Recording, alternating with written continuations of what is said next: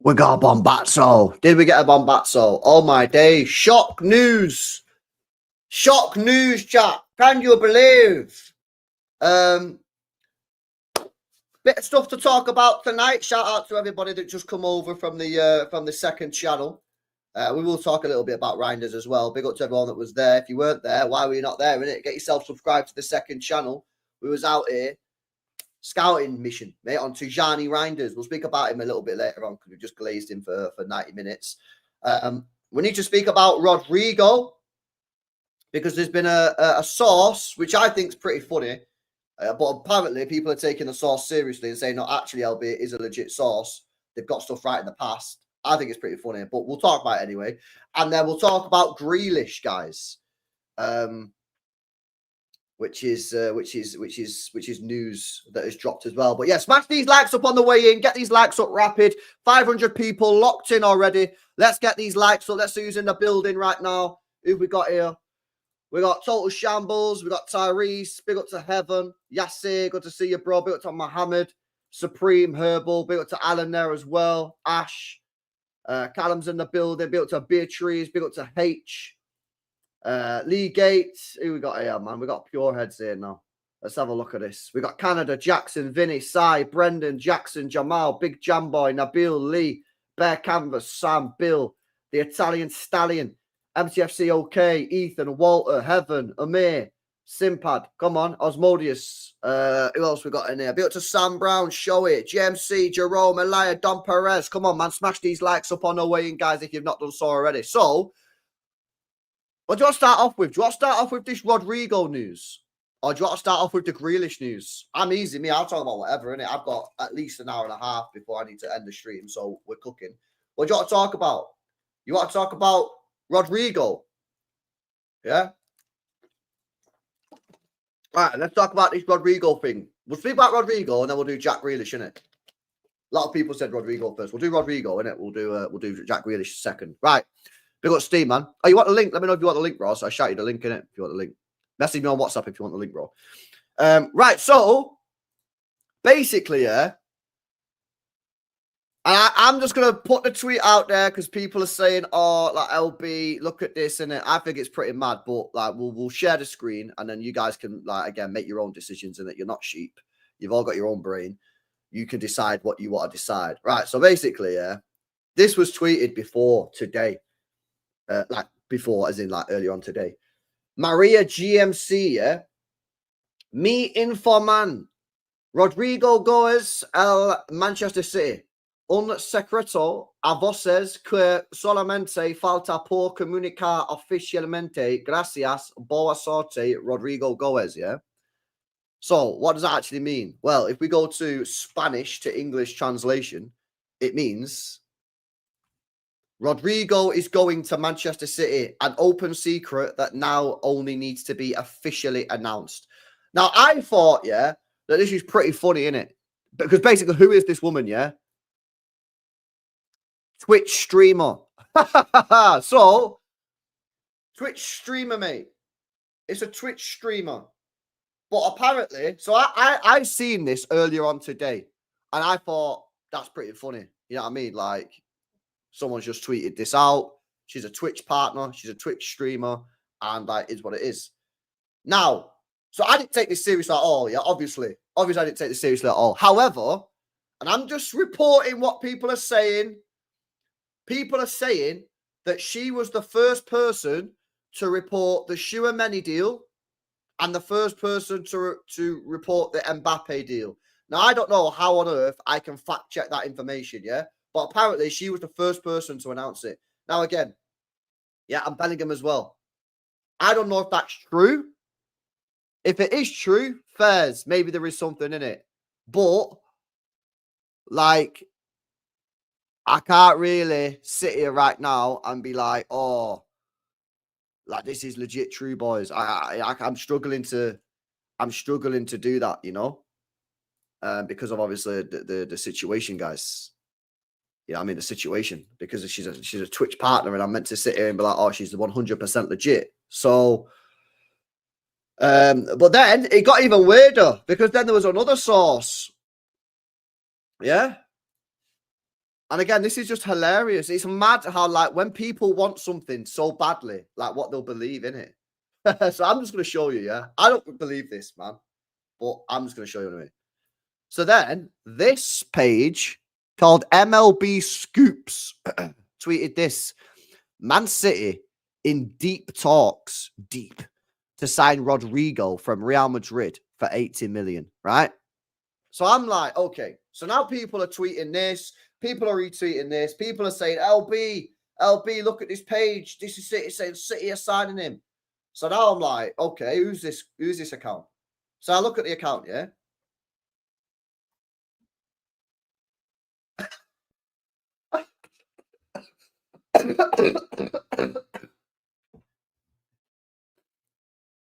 Bro, you guys need to chill. You guys need to chill. Chat. Some of you guys, like, you're so desperate, you'll believe anything. You'll believe anything. Look at the fucking image. You really want me like what? Patrick, bro, why are you tweeting me this, bro? Patrick, why are you tweeting me this? True City fan Patrick is tweeting me this. Bro, how am I possibly meant to look at this tweet, yeah, when they have a profile picture like this, a header like that? It's a Major League Baseball Twitter account with 17,000 followers, and you want me to believe that they've somehow,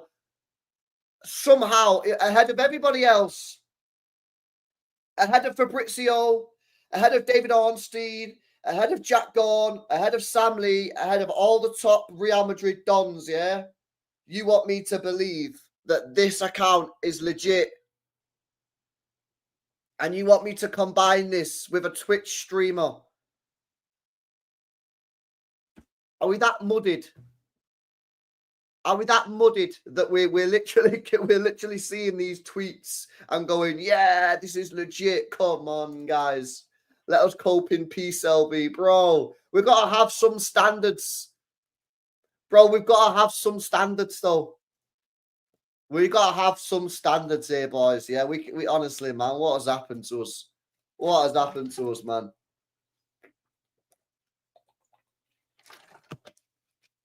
So that's basically the Rodrigo news covered anyway. We did that in, what, 8 minutes? Buzzing.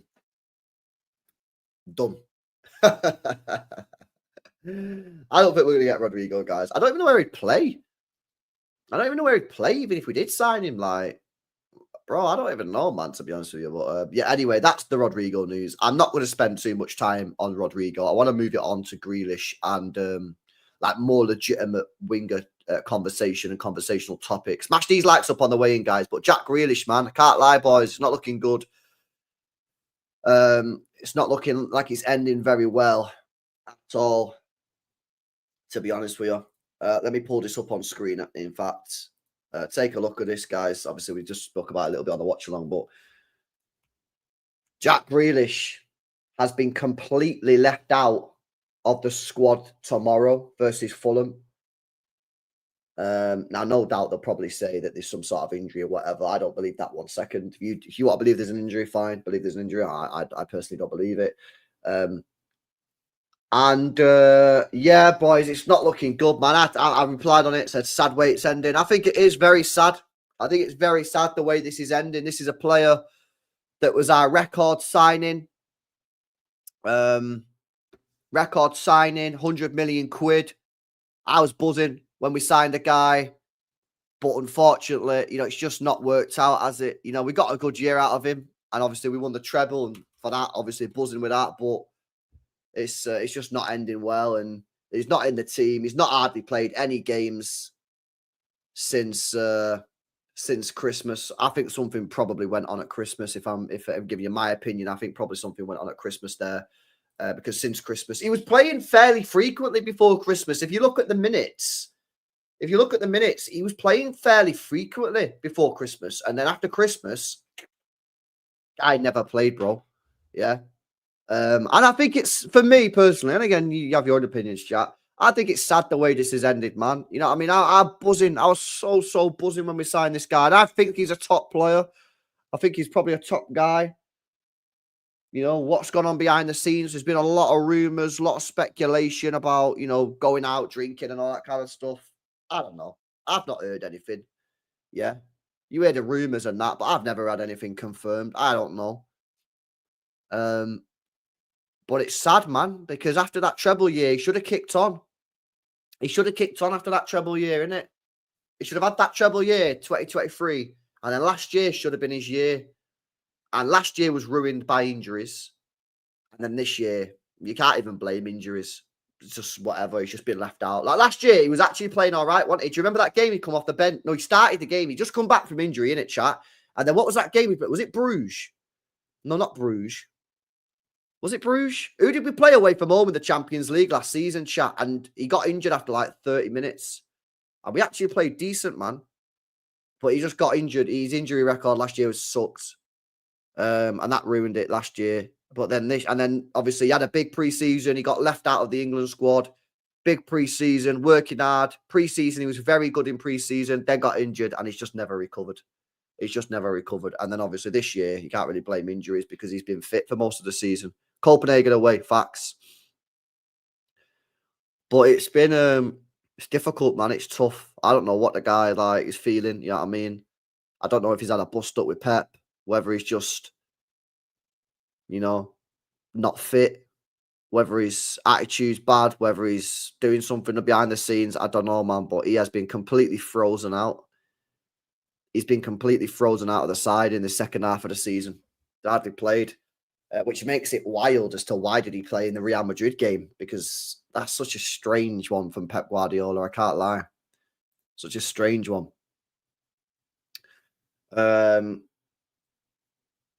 So Pep wants a small squad. City also expects to sign 3-4 players, assuming all the following players leave: KDB, Grealish, McAtee, Echeverry loan, Rice loan, Simpson Pusey loan, Walker, Phillips. That leaves 22, which means either a few more players will be leaving unexpectedly or City will not be signing as many players as expected. I think it's going to be this one.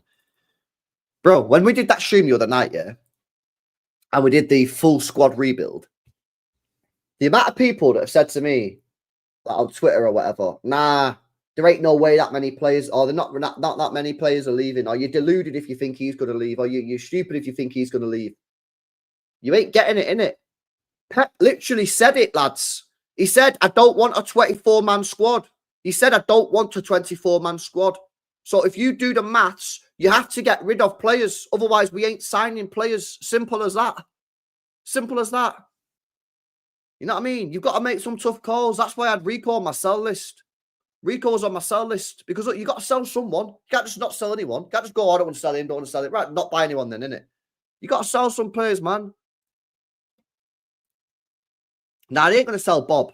I think Bob's like Pep's, you know, big Pep, situation. I think Pep loves Bob, man. I think Bob will definitely stay. Stones has got to go. Stones got to go. I'm sorry. I like Stones. You know my controversial take on Stones. I think the guy's mega. I think he's one of the best English centre-backs of all time. Maybe one of the best centre-backs of all time, fully fit. But the fact is, he's played 1,000 minutes this season, and that is not good enough. It's not good enough. He's got to go. Yeah, he's got to go. Yeah, we need players that can stay fit. And he's got to go. There's a lot of players that have got to go, man. And Grealish, he's got to go because Pep ain't playing him. Whether you think he's good or not. And I know there are still quite a few Grealish defenders out there. I hear it. I hear the Grealish defenders. I know there's some still Grealish defenders out there, whatever. But it's irrelevant now. We have to get rid of him because he's not playing for us. So what's the point? What's the point in keeping him? Anyway, that was then followed up, chat, by this, which I think is fucking a big indictment of where we're at with Grealish. Grealish's participation in the FIFA Club World Cup could be in doubt if a move is seen as the best way forward, according to City sources. So that sounds to me like Pep don't even want him at the Club World Cup, man, which I think is, bro, it's just not ending well, man. Like, you don't like seeing players end like this at the football club. Like, obviously, we had this with Cancelo, innit, where Cancelo had a little bit of a bust up with Pep, and then he was forced to Bayern Munich. It's not good, man. I don't like seeing players end like this. I want to see players leave because, they've come to the end of the tenure or whatever, not because they've had a little bit of a, falling out or whatever, or the manager don't rate them anymore. It's not, I don't like this. I don't like to see it, man. But ultimately, at the same time, he has to go. And maybe this bit here, big up Joe, man. Big up Joe. Let me know if you want the link, bro. This maybe is a way. This maybe is Pep Guardiola just saying to him, like, you are finished. And I know, again, it sounds brutal, but maybe Pep is now making it. I mean, I think personally it was clear anyway. I think it's been clear. Well, I think it's been clear since Christmas. Yeah, but maybe this is a way of Pep saying, like, bro, like, this is it. You're done. Find a new club, innit? Because you got to be ruthless, man. We got to be ruthless. But I am a little bit sad, man. You know what I mean? Because, like I say, I like the player. I think he's decent, man. But, like, we can't keep him. We just can't. Was he good? Really? Look at his appearance contribution. Not good enough.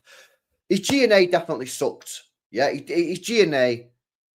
His G&A was bad. Yeah, we've got to say that. And I know football's not all about G&A, right? I get that 100%. But at the same time, bro, like, you've got to chip in with a bit more. But his work rate, some of the other stuff that he brought to the side was decent. I never really thought he was amazing, but he was good. He was good. He was a good player, but ultimately just didn't work out for whatever reason.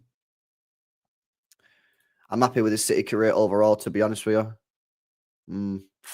LB, does this Viana, Donny, think he's still at Sporting? This is Man City, for Christ's sake, one of the richest teams in the world. Stump up the cash, man. Tiki, you know the score. Come on, says Foggy. I don't know. I think Viana might be looking at the current players.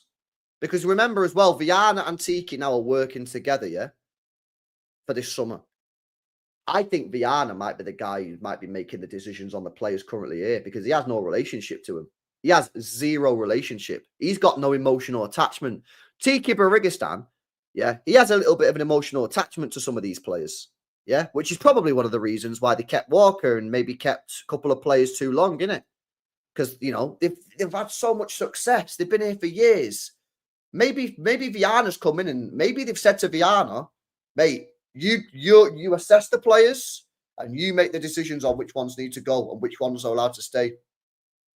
And you judge it purely based off of footballing ability, not what they've done previously. Do you know what I mean? Because Tiki might look at Gundogan and be like, oh, I can't disrespect Gundogan. I can't, oh, no, he can stay. Kovacic, he's been all right. We got him for 20 mil, 25 mil. He's been a good side. Keep him. Oh, Bernardo, mega player. He's been mega for us. I know he's had a bad year this year, but he might be good next year. Viana could just come in and be like, right, you've got 6 months. You're crap, you're crap, you're crap. Gone, gone, gone. You're too old. Gone, gone, gone. You're on way too much money. Gone. 300 grand a week. Gone. You're rubbish. Gone. Yeah, you're mint club legend, but not good enough anymore. Gone. Because he's got no emotional connection. And I've said this for some time. I think having a new set of eyes coming to the football club can only be a positive. It can only be a positive that we've got some of these, that we've got Viana in here, in my opinion. It can only be a positive. Sam Lee said on his podcast that he was talking to an agent and they confirmed that Tiki's fully checked out and Viana is running the ship solo, basically. I wouldn't fully believe that because why would he still be here? He was due to leave and now he stayed. You know what I mean? So why would he be here? I don't fully believe that he's checked out because he was meant to leave. When was he meant to leave, chat? Was it like March or something? He was meant to leave in like March and Viana was meant to start in like March.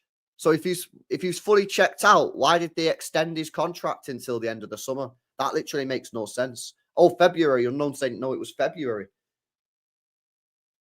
I don't believe that. I think Viana is running the ship. I think Viana is fully running the ship and it's his decisions. I think Tiki is just helping with some of the shit that's going on because there's so much to do. You've got to get rid of 5, 6, 7 players and you've got to buy 4, 5, 6, 7 players. You've got to get contracts sorted because we've got a couple of players now who are getting close to 2-year contracts and that's the danger zone. Yeah, you've got potentially 3 goalkeepers. Like, there's a lot to do. So I don't think he's checked out. Obviously, Sam Lee must have like a source or whatever, fairs, but I would be surprised if that's true. I think Viana is fully running the ship and it's his decisions, and Tiki probably doesn't have much of a say. But yeah, I agree with Johnny here. I think Tiki's just here to help further transition because it's a big job. Facts. I think that's where we're at with it. Anyway, let's bring in Joel. Joel, how you doing, man? You good? Yo, yeah, I'm good. I'm good. I couldn't miss Jack Grealish's funeral, could I? So I've got to jump in. But yeah, I think it's been an interesting couple of days on the transfer front, on it, like good and bad. Yeah. Where are you at with this, bro?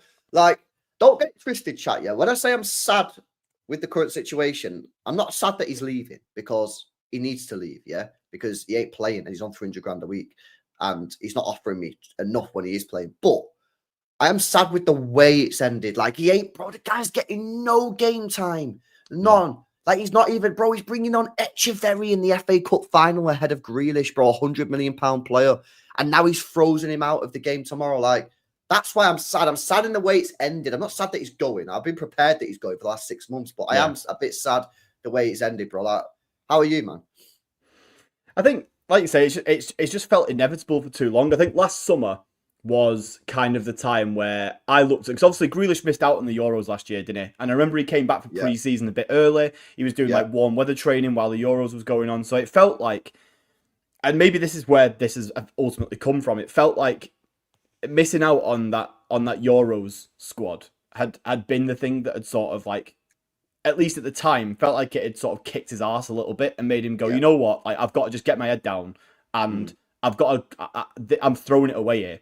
And for whatever reason, since then, he's evidently thrown it away again, because Pep has obviously got to the point where there is another, people have all heard like various rumours and it's been like reported, and you know, every time Grealish walks out of a restaurant or a club or a bar after a certain amount of time, it makes papers, doesn't it? And and there's people who will happily jump on it and call him a pisshead and stuff like that.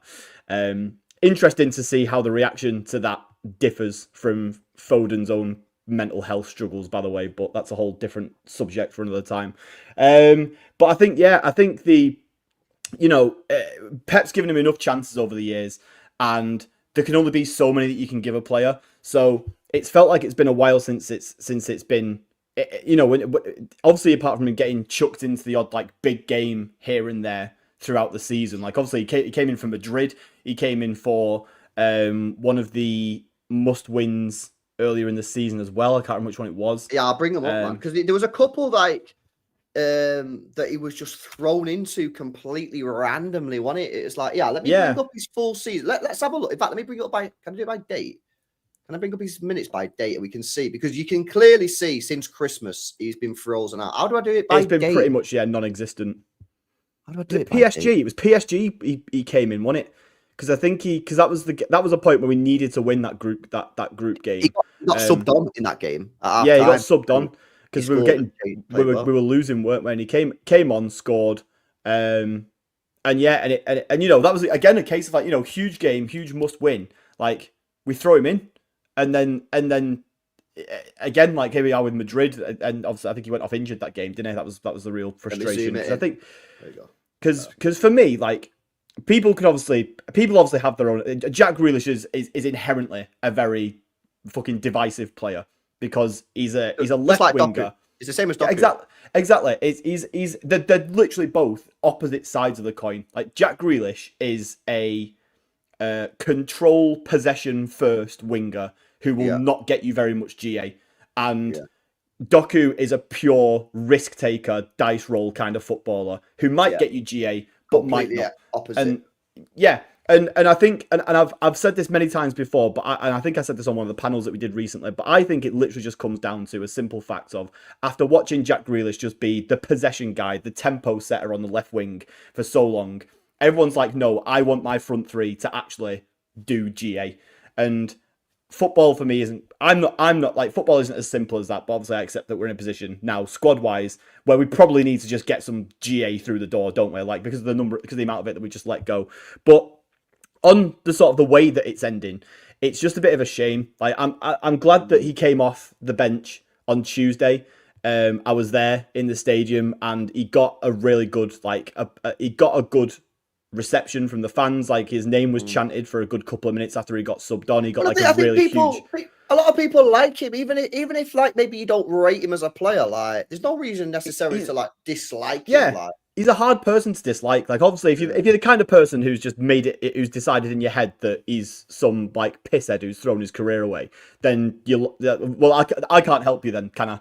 But I think all you have to do is just watch like any of the stuff that any interaction he does with fans, any interaction that he does with like stuff on the club's media and stuff like that. He's clearly just a great guy. Like, I know a couple of people who work around the club, or people who work like at places where they have to deal with the players and stuff like that, and there's not a single person who has a bad thing to say about Jack Grealish. Like, he is a nice person. He's a great guy, and obviously that's not what wins you football games. You don't win football by being a nice person off the pitch. But yeah, it's just a bit of a shame that it's come to this. But obviously at the same time, how many chances has he had? Like, I personally, I'll always stand by this, that Grealish was crucial to that treble, and no one can tell me otherwise. He started basically every game from like January, February onwards in like in a Champions League run, in the FA Cup run, in the Premier League run. He was there for basically the whole time. And one of the major things about Grealish that's annoyed me in the last couple of months the last year or so, is the number of people who've kind of tried to downplay that involvement and how important he was to it. Now, that's, people have the different opinions on stuff. I think different opinions to lots of other people, so it's not like it's a huge deal. But it's just a shame that we never really saw that treble Grealish again. He had moments where he'd come into the squad, and for me, when he starts, we look a better team with him on the pitch than when we don't. I think he gives us something that makes us tick in a way that there are our other wing options don't really do. But at the end of the day, we've seen that half a dozen times, maybe 10 times since the treble season. Like, it's not enough for someone who you're paying 350 grand a week. Like, it's just not. And that's and at the end of the day, no matter what, if you've got a guy who's on those kind of wages, who you aren't willing to throw into starting 11s and give any game time at all towards the end of a season, yeah, then what can you do? You can't keep that guy. Like, that's just not the finances just don't make sense at that point. So I personally think it's going to be a loan in it. We're going to loan him out to somewhere. I think you'll struggle, man, to get a fee. If we're lucky, if we're incredibly lucky, someone will cover his wages and not give us a fee. But I think it's much more likely that someone will give us like 10 mil to loan him, and they'll pay like 200 grand a week of his wages, and we're still going to be lumped with like a pretty big chunk of money that we're going to have to pay towards Grealish's wage. Which, it's like Calvin Phillips, isn't it? We've made this bed for ourselves by giving someone silly wages, and that's just kind of how it's going to be. So. Yeah, but I'm not necessarily. Everyone's going to assume that I'm devastated that we're losing Jack Grealish, but I think at this point we haven't had Jack Grealish for so long that I can't really be devastated to see the back of him. We've not really had him since the treble year properly, because we've not seen him play consistently since the treble year. I mean, I think something that's quite telling for me, right, and this is transfer mark data, so they might not get everything right, chat. Obviously, like, there's room for like errors or whatever, but they're pretty on it. I'm sure you all agree.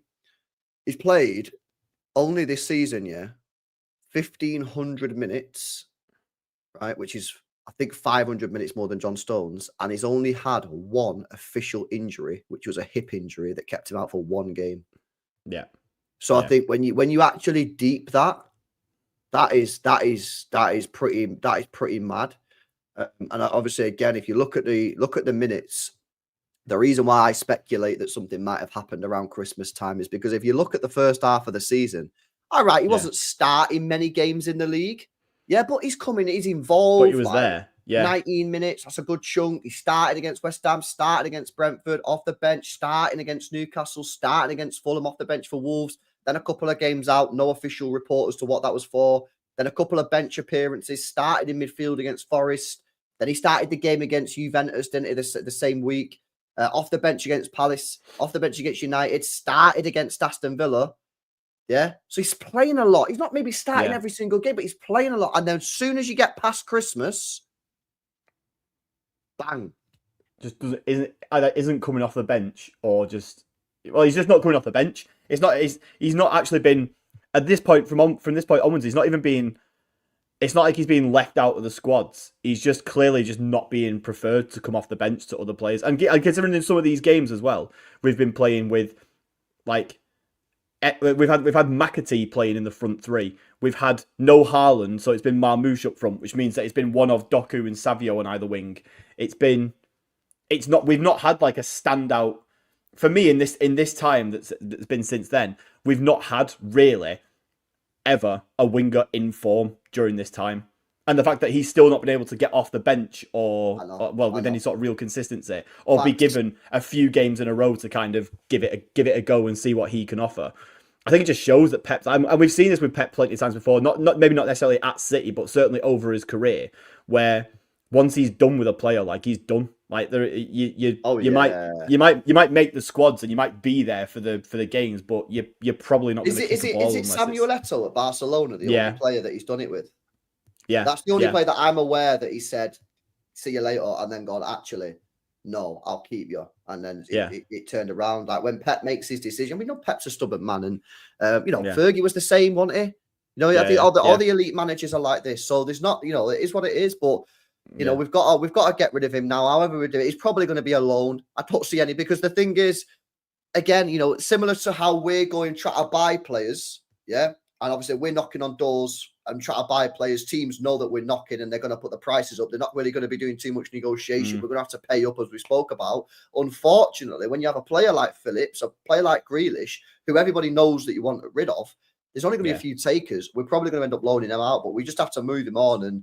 Look at the likes of Cancelo. Like Cancelo was a world class footballer, and we struggled to get him out. And obviously, like it was different then because the number of reports of like him like being a knobhead made it very difficult to maybe unload him in a way that you could get rid of like some other players perhaps. But you have someone who's clearly, obviously, for me, technically one of the best fullback in the world at the time. Certainly, I mean, I don't know, not sure about now. He's at Saudi, so God knows. But in terms of technical ability, in terms of attacking.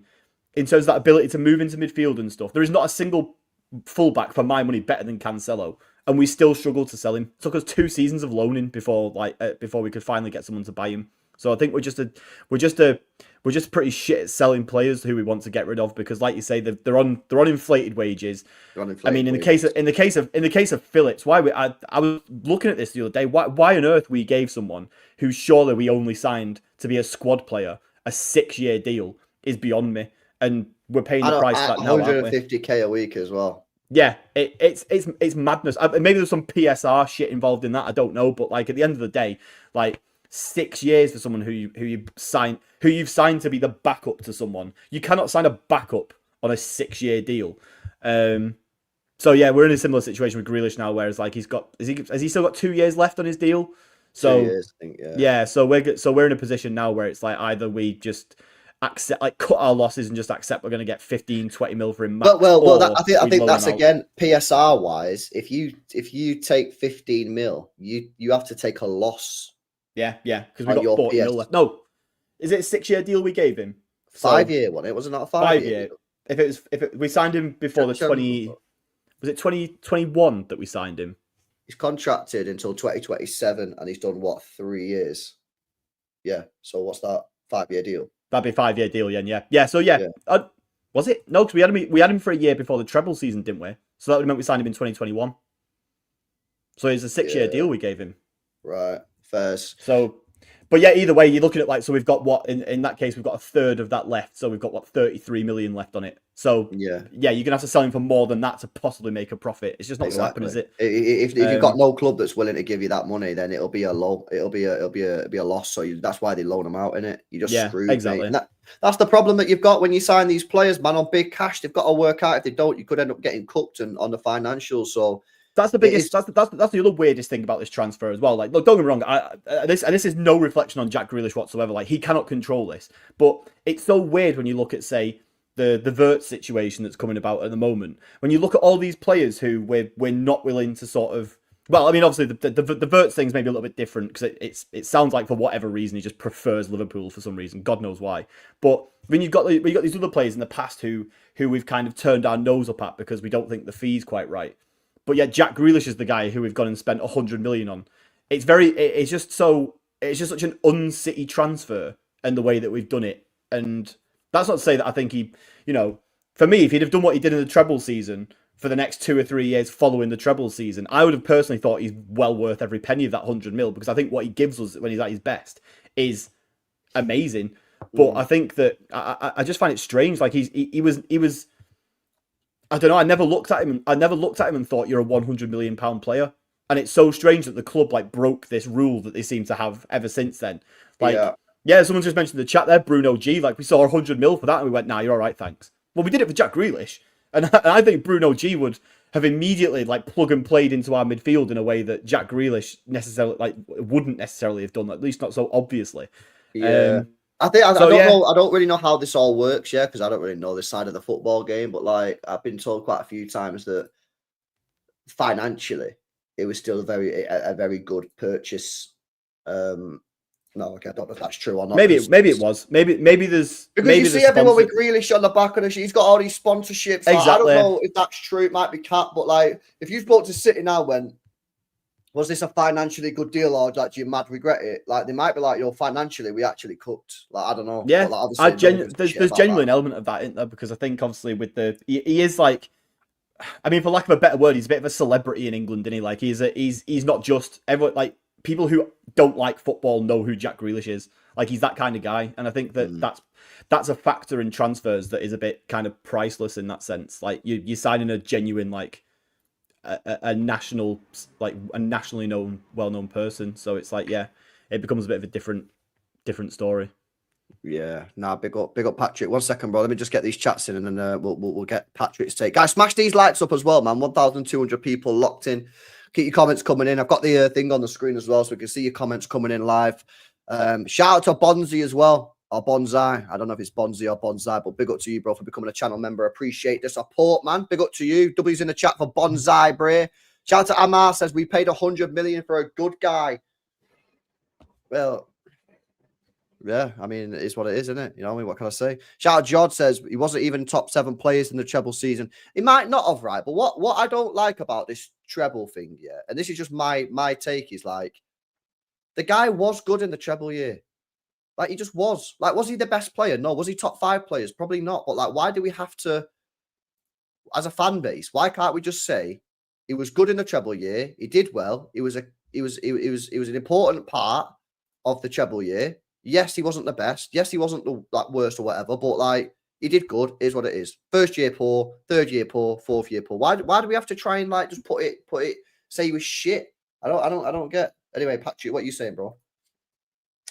Yeah, disappointing to see Jack go, of course. But given circumstances of what's been happening to him over the last 2 seasons or something, I think sooner or later you're gonna have to start looking at it with a business mind as much as with emotion or anything like that. But yeah, look, I get what just adding to what you just said. Then, yeah, I think it's very unfair to sort of rate him compared to everybody else, and I think everybody's quick to jump on the G&A sort of side of things as well too. And yet, most seasons he was pretty much getting the same sort of G&A contribution as someone like Bernardo Silva, and we all collectively love him as well. So I think that's sort of unfair. I think the pressure that was put on him because of the £100 million price tag as well too was a bit unfair as well, because when you look at it, that money was originally meant to go to Harry Kane, and because Tottenham, Daniel Levy didn't want to pick up the phone, then we sort of had to go about how we were going to attack that 21-22 season in a different way. And of course, we continued with the false 9 and sort of just bolstered our ranks by bringing in a quality midfielder in the form of Jack Grealish. But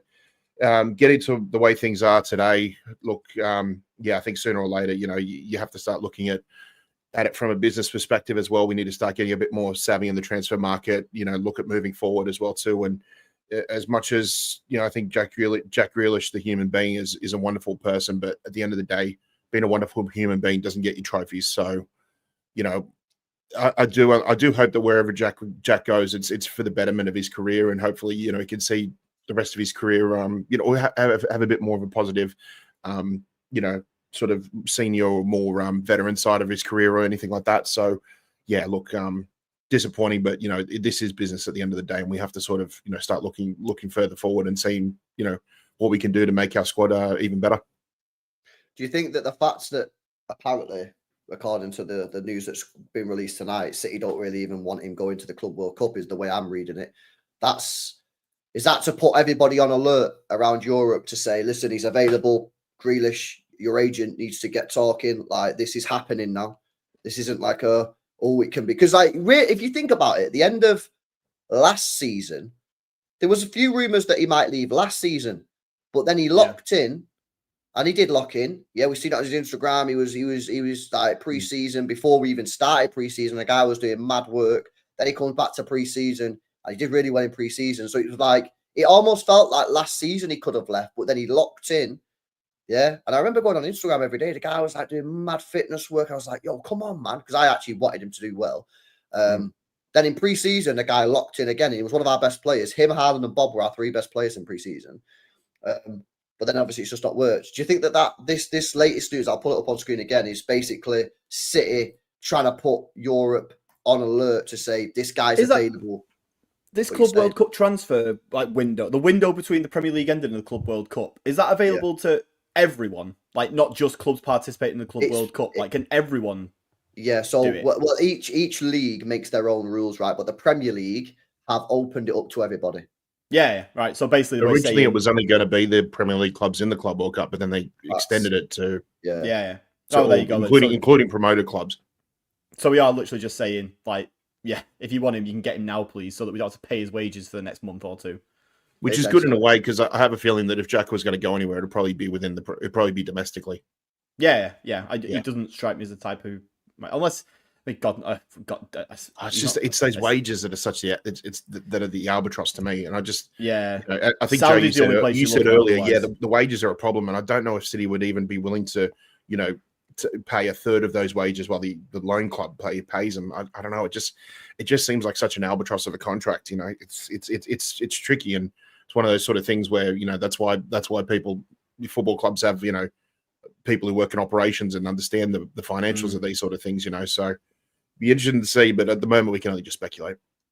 It's another thing as well where to come back to Wirtz, obviously in the situation with him, it's a thing that makes obviously because whether or not anyone believes this or not, whether anyone believes the actual the brief that they put out about the club deciding that it was ultimately too much, it was too expensive, it was a lot of money for them and stuff like that. I don't personally, but I think a transfer like Grealish and how that's maybe panned out is the kind of transfer that makes City go, yeah, I think we're quite comfortable with our sort of 60, 70, 80 million transfer kind of range that we tend to stick with.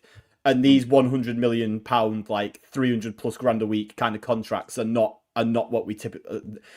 I'd be amazed if we see the club do any more of those going forward, with this being the way that the Grealish one's panned out. And yeah, at the end of the day, I think that because Grealish was part of the team that brought us a treble, who's worth every single penny. I don't give a shit how much anybody in that team cost.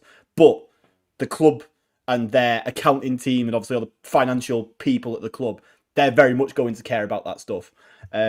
So yeah, maybe that's probably the nail in the coffin for us seeing any of these 100 million plus pound signings again. Really, we'll just stick with this kind of 60, 70, 80 mil release clause kind of players and stuff like that we can try and prize out of clubs and get them in 150, 200 grand a week and just sort of reward the ones who succeed and accept you might get one or two wrong. But the thing is for me, right, is, and again, just to clarify, I really wanted Grealish before we signed him. I was fucking buzzing when we signed him. Yeah, smash these likes up as well, chat, man. Get these likes up. If you think about it, really, was this transfer, do you think it was sort of destined to fail in the sense that he never really got GA at Aston Villa?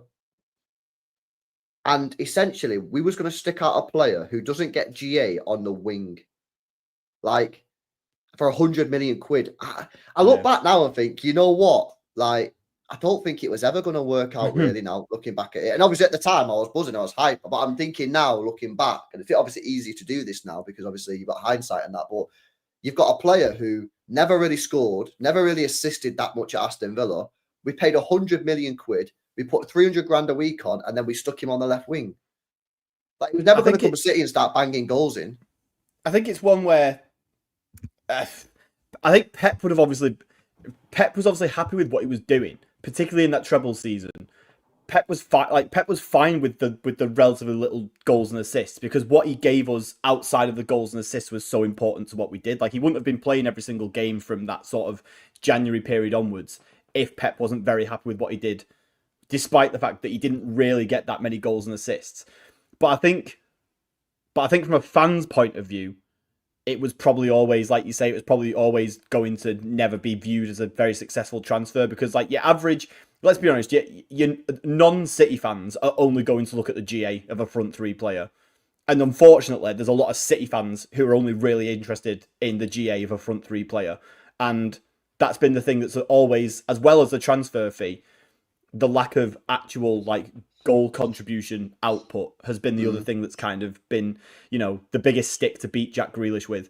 And you're either the kind of guy who thinks that all front three players should be the Riyad Mahrezes of the world, who are chipping in with 20-25 goals and assists a season. And I think that's valid to some degree. Like, we've had that with most of our wide players in our successful teams, so I don't think that's necessarily the wrong way to think of things. But also, on the other hand, I will never understand anybody who looks at what Grealish did in that treble season without the goals and assists and not see how that was equally valuable. No, and I completely agree. And I think people do too much talking about his treble year, and I don't think there's any need to do that. However, what I would say is, I think when you're that type of player who doesn't get G&A, I think you're always going to be under so much pressure, because in games where your striker doesn't score or your midfielder doesn't score, you'll just go, he's not fucking scored again. He's not scored again. Absolutely. And even though we all know that's not his game, right? We all know that's not his game. It's never been his game. He's never really got G&A at Villa. He's never really got G&A at City.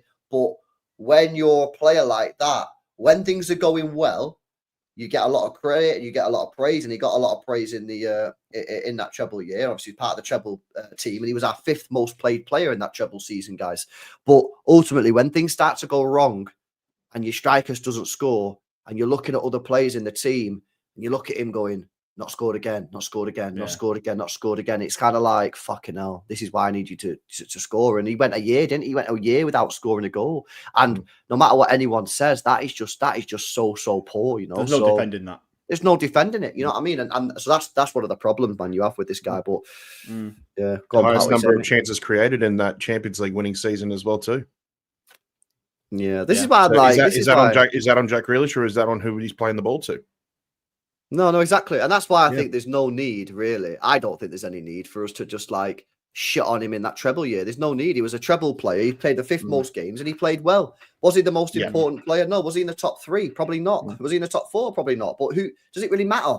The fact is, he was part of the treble year. He played the 5th most games in that treble season, and he did well. The first year was poor. 3rd year was poor. 4th year, not even played. And that's it. We don't need to do too much, man. Do you know what I'm saying? Yeah. People. Ultimately, whether or not he was, obviously I've said there about how his treble season performance and stuff like that. Obviously, that is completely moot to some degree, because seasons 1, 3, and 4 have just factually just not been good enough for a £100 million player. Like, that is just like there is no getting away from that. But to sort of come back to your idea of like, was it doomed to fail? I think he could have had a treble season, that he could have performed like he did in that treble year every single year of the 4 since he joined, and there'd probably still be some City fans who would be like, yeah, but where's the goals and assists? And I think that's ultimately, like you say, the thing that was probably going to always mess with him. And that's Joe, why it's always the price. It was going to fail. Sorry, Joe, it's always the price tag. You're right, mate. Joe, it's always the price tag too. But what we forget is, and going back to what LB said, is his most successful season was when I believe it was his last season at Aston Villa, where he had 6 goals, 12 assists in the Premier League under a Dean Smith side that gave him complete and utter footballing liberty in that whole midfield. He could do whatever he wanted. He can move wherever he wanted. Second, he goes to a Pep side where it's all very, very zonal based. He's not going to have that same sort of freedom, that same sort of liberty. He's not even going to get close to that same sort of numbers that he has at Aston Villa. So automatically, that's going to they're going to be comparing him to what he did at Aston Villa, and that price tag is going to be more of a burden on him as well as too. And fans are going to come down even harder on him as well. Pause. Yeah, I just think as well that I think there's going to be a lot more that comes out. In my opinion, I think you're going to see. Shout out to Martin as well for becoming a channel member. I appreciate that, mate. Big up for becoming a member. I appreciate it. I think, and I really don't want this to happen. Yeah, because I don't like seeing fucking players end like this. But I think it would not surprise me once he leaves if there's a little bit of back and thrown out by journalists, Grealish's camp and the City's camp, because I think, again, you've got to be kind of stupid not to realise that there's something that's gone on behind the scenes, right? Or just extremely naive. Yeah. Again, we've already shown the numbers, and I'll show them again for the people that weren't in the stream at the beginning. But if you look at what happened at the start of the season, guys playing regular football, yeah. And then since Christmas time, nothing. Yeah. So again, don't take a rocket scientist to work out that there's probably something that's gone on. Probably. Maybe it's a complete coincidence that he was playing the first half of the season and then Christmas happened and he's not played anything, yeah? But I think once the transfer gets done, I reckon you might start seeing a couple things come out. I really do. Do we look at it almost from a sympathetic way as well, too? Where a lot of us do think would have liked to have seen him play a bit more midfield, particularly this season, given the way the season panned out, and the fact that we were suffering from a few injuries in midfield here last in the 4 in a row season as well. Do you really think he would have been that better though? I personally, I think he would have. I think he would have given us an alternative. But Yeah. bro, an alternative, yeah. But I'm not being funny. Yeah, he played in the midfield at Forest, and he played in midfield at Juventus. And I don't think either game he was outstanding. I thought that one of the games he played all right, and then the other game he was bad, and then we never seen. I was at Forest. I was actually at the Forest game, and I thought he did. Good. I thought it was very good against Forest. Yeah, I didn't think he was very well. good. I thought it was okay. I thought it was decent, but nothing spectacular. And then he played the next game. It could just be that obviously in that Forest game we were in the fucking trenches midfield wise, and that was the first game in God knows how many that we won. But I think that was like one in like the 12 or 13 that we did win, wasn't it? So maybe that's kind of made me inflate how good he was at the time. But I certainly think like when the alternatives were like playing Kovacic again or playing like a midfield pairing. Well, obviously Bernardo and Kovacic has turned out to not be terrible towards the end of the season when everyone around them's actually back. But at the time, it was awful just watching those same like 3 or 4 players getting rotated over and over again. And Grealish came and he actually looked like he had a bit of A, defensive work rate about him, B, energy, and that kind of thing that's what we were crying out for at the time. It's a bit of a shame that we didn't really see more of it just because it was kind of, as Pat said there, like it was different to what we had. It was an option that we could have used. But I mean, look, the fact that came wasn't that game one of like the final ones that he had before he just got relegated to being benched forever. So clearly at that point something happened behind the scenes anyway, didn't it? Or something or something's happened that's made Pep go like, nah, you're done now. He was still involved, and then he come off the bench 4 minutes at Palace, off the bench United, started the game against Villa, and then it was Christmas, and then we never seen him again. Yeah. So I mean, and any sort of chance. I don't really want to speculate in it, but again, use your brains in it. Like fucking hell, look at this, isn't it? Like dates, Everton not in squad, no reason given. And then you go to the Champions League and you see PSG 45 minutes off the bench, Real Madrid start, and it's like what the fuck's going on here? That's why it's so confusing. That's why it's so confusing, isn't it? Because it's like, bro was frozen out the Champions League game, and then fucking he started him against Real Madrid. Yeah, he got started in this game, got injured, he come off injured. Like, it just doesn't make no sense. So it's what's that? Set 11th of Feb. If you go down to the Premier League, like how long had it been since he'd started a game by that point? By 11th of Feb, and he's playing a Real Madrid side without Danny Carvajal in it too. There you go. His last start. Who, to be honest, over the last few years has been one of the more exciting battles to watch when we've been playing him over the last 3 seasons.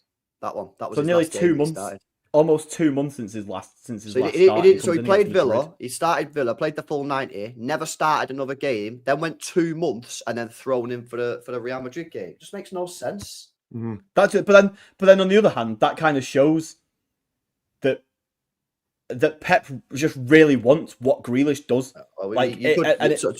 Just a quick technicality. He did start the game against Plymouth. Oh well, yeah, well that makes all the difference then, doesn't it? Oh no, yeah, sorry, so I think, not Plymouth. All was forgiven. Yeah. Leighton Orient. Oh, Leighton Orient, yeah. Yeah, so I mean, it just shows that Pep clearly, if you're going to start him against Madrid, was it at the Bernabeu as well, starting him against Madrid? It wasn't at home, was it? It was at He's City. been resigned. He's been resigned to a cup rotation player. Yeah, pretty much. And even then he didn't get in. The thing is, though, I already had my theories on that Real Madrid game. I don't think Pep thought we could win it, man. He thought we were out, didn't he? He was just kind of like, you know what, fuck it, let's give him a game so I can say I don't think Pep thought we could win that game, and that's why in the second leg, there was a big thing about Haaland can't make it. He's not fully fit, but he was on the bench. Yeah. I think if Pep legitimately thought we could have won that game, I think he would have started him, and I think Haaland starts, and then and you remember towards the end of the game, 30 minutes left, Pep was just not making any subs.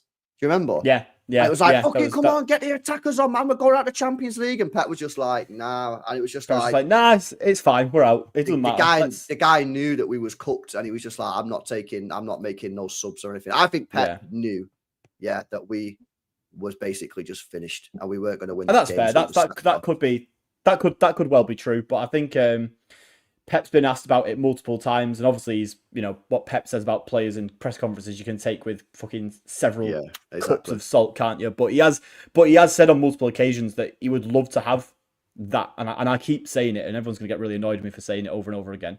But that treble Jack Grealish, like Pep really wants that back, and for whatever reason, for that full season, Grealish had his head screwed on. He was playing every week. It was everything that was like the season where like everything aligned for Grealish, and he's just never been able to do it since, whether it's because of a mix of injuries or personal things off the pitch or whatever it is. It's just a shame that he's never been able to. I think again, speculating here, but if you look at his first year, so he comes in 100 million quid. He wasn't great in his first year, but we win the league, and then I think going into that second year, there was a lot of pressure on him and expectation because the first year wasn't great, but he obviously won the league. And then obviously it went quite well. We won, for as a team, obviously it went very well because we won the treble. For him, it went quite well. He played really well, and he was our 5th most played player that season. And maybe at the end, and again, it's just speculation. I don't know. We're only theorizing here. Maybe at the end of that, once he won the treble, maybe he relaxed a bit too much. And just thought, well, I've won the treble now. I've done good. People are not asking questions. And then actually, when he needed to lock in last year, he didn't. He got dropped from the England squad. So then he goes, okay, I need to lock in again, just like he did at the end of the first year. He goes through pre-season. He's training really hard. He gets back in fitness. He goes pre-season. He's one of our best players. Gets injured. And that injury, if we're being honest, that injury probably killed any chance of him. Yeah, it was just before the first game of the season, wasn't it, that he got a knock, and that was just like it was so obvious because it was all building up to Grealish like starting off this season really well, and then I think he just scraped the bench, didn't he, against Chelsea, and didn't actually come off the bench because of that injury. He's a player who plays on emotion, and I think the fact that he's had so many start stops with just when he thinks he's getting good, he gets injured. Yeah. And I think it messes with his head as much as it messes with his body. Yeah. Yeah. Fox here, Big Up 16 says, I think Pep benched him after being seen out drunk during the holidays. Maybe, I don't know. The thing is, right? Which holidays? Yeah. The thing is, right, we get told this all the time, right? People say, oh, LB's been drinking again. It's just like, one, I actually have only ever seen that happen like two or three times, yeah. And like, you don't know. I've never really looked at him and thought, you're fucking steaming, mate. So that's one thing. And like, two, like some people, I see it on Twitter. There was that one the other week, wasn't there, where he was out somewhere in Newcastle. And you get some City fans who say he's fucking his career up. And some City fans are like, he's allowed a beer. Well, and I think this is where, eras collide. Because, I see like some people go, he's allowed a beer, he's allowed a pint. That's all cool, yeah, that's fine. But, again, optics wise, it don't look great, and that's all well and good saying that, but we don't know as fans. Does he do that every day? Does he do it every weekend? Like, this is the thing, isn't it? You know what I'm saying? At the end of the day, we know something's gone on. We know it's serious because he's not played since Christmas. So there you go. Sorry, Joe, just quickly, I was going to say, you feel like Jack is sort of generationally handicapped because he is a 90s footballer playing in the 2020s. Yeah. Like this sort of behavior would just be like every player in the league. But he's doing it 30 years later than the norm. Like what was considered the norm back then. Yeah, no, 100%, bro. If you listen to like, I I've listened to like some overlap shit with like Skulls and that, and they were said they used to go out after a game and get absolutely fucking steaming. Oh, some of the Mad Mondays they talk about were mad. We're insane. Yeah. But nowadays, and that's the thing. It's like, of course, he's allowed to go out and have a drink. Of course, he's allowed to do that and that. Yeah. But at the end of the day, nowadays in football, you get paid so much money, and like you're a brand icon that I just don't think the two really work nowadays. You know, and maybe you're right, bro. Maybe it's 20 years too late. But anyway, it's what it is. Go on, I think it's always. I always just think that it's one of those things where it's like you say, I've never looked at the pictures of him like when he's being pictured or videoed coming like out of a bar somewhere. We've seen Jack Grealish when he's absolutely fucked, and it's when he's and it's the parades, and it's when he does that, he's clearly absolutely off his face. And I've never ever seen that in any of the sort of the pictures and stuff. Now, obviously, that's not to say that means he's stone cold sober and hasn't touched a drop of alcohol, but I just think that I think that because parade Jack Grealish is a thing, and because he does visit bars and stuff like that, as a lot of footballers do, by the way. It's not just Jack Grealish, but obviously Grealish is the celebrity guy who gets sort of filmed doing it enough. Oh wait, hang on, what are you looking at here? I don't know if you've seen this comment. So someone said, "Are you going to start taking over, making the captains?" And he says, "I'm thinking I'm going to do it in the future. Yeah, I didn't take the decision." You will know it. You're a smart journalist. You'll know behind the scenes. We will do it. I think put two and two together. Someone has said you're not having fucking Kyle Walker as a captain again. That shit is not allowed. And thank God. Fucking hell, man, it's crazy, isn't it? All this fucking this is what you were kind of alluding to before when like I think it must have been just before I joined in, but Viana has got to stamp his authority here somehow. Facts. And he's not, and he's not cheeky. He's not the guy who's like, oh, but I really love Kyle Walker because I've known him since 2017. He's the guy who's like, nah, mate, like we can't have players picking captains who are objectively as fucking damaging for this club's image as Kyle Walker was, because players don't give a fuck about what his personal life stuff is, and that's fine. That's their prerogative, because Kyle Walker's ultimately their mate, and footballers are all probably doing a little bit of like dodgy shit outside of you know, in their own personal lives as well. So no one's going to judge him for it. But personally, I personally as a fan, and I know lots of other fans who feel exactly the same way, do judge Kyle Walker for stuff like that. And when you've got a captain who's on the front page of the Sun apologising to his wife for being caught with a mistress for the second or third time and having another kid with another woman and stuff like that cannot. That's just something that cannot be allowed to happen again. So I think it's too right that somebody at the club has. I'm assuming Viana, because he's the new face at the club and he's the new guy coming in, has had to tell him like, no, we're not letting the players do this anymore. Like, if you want to, we need. Fair enough. The captaincy group, they can vote on that, but I think you need to pick a singular person who is going to actually represent the football club and be the captain in a way that you know.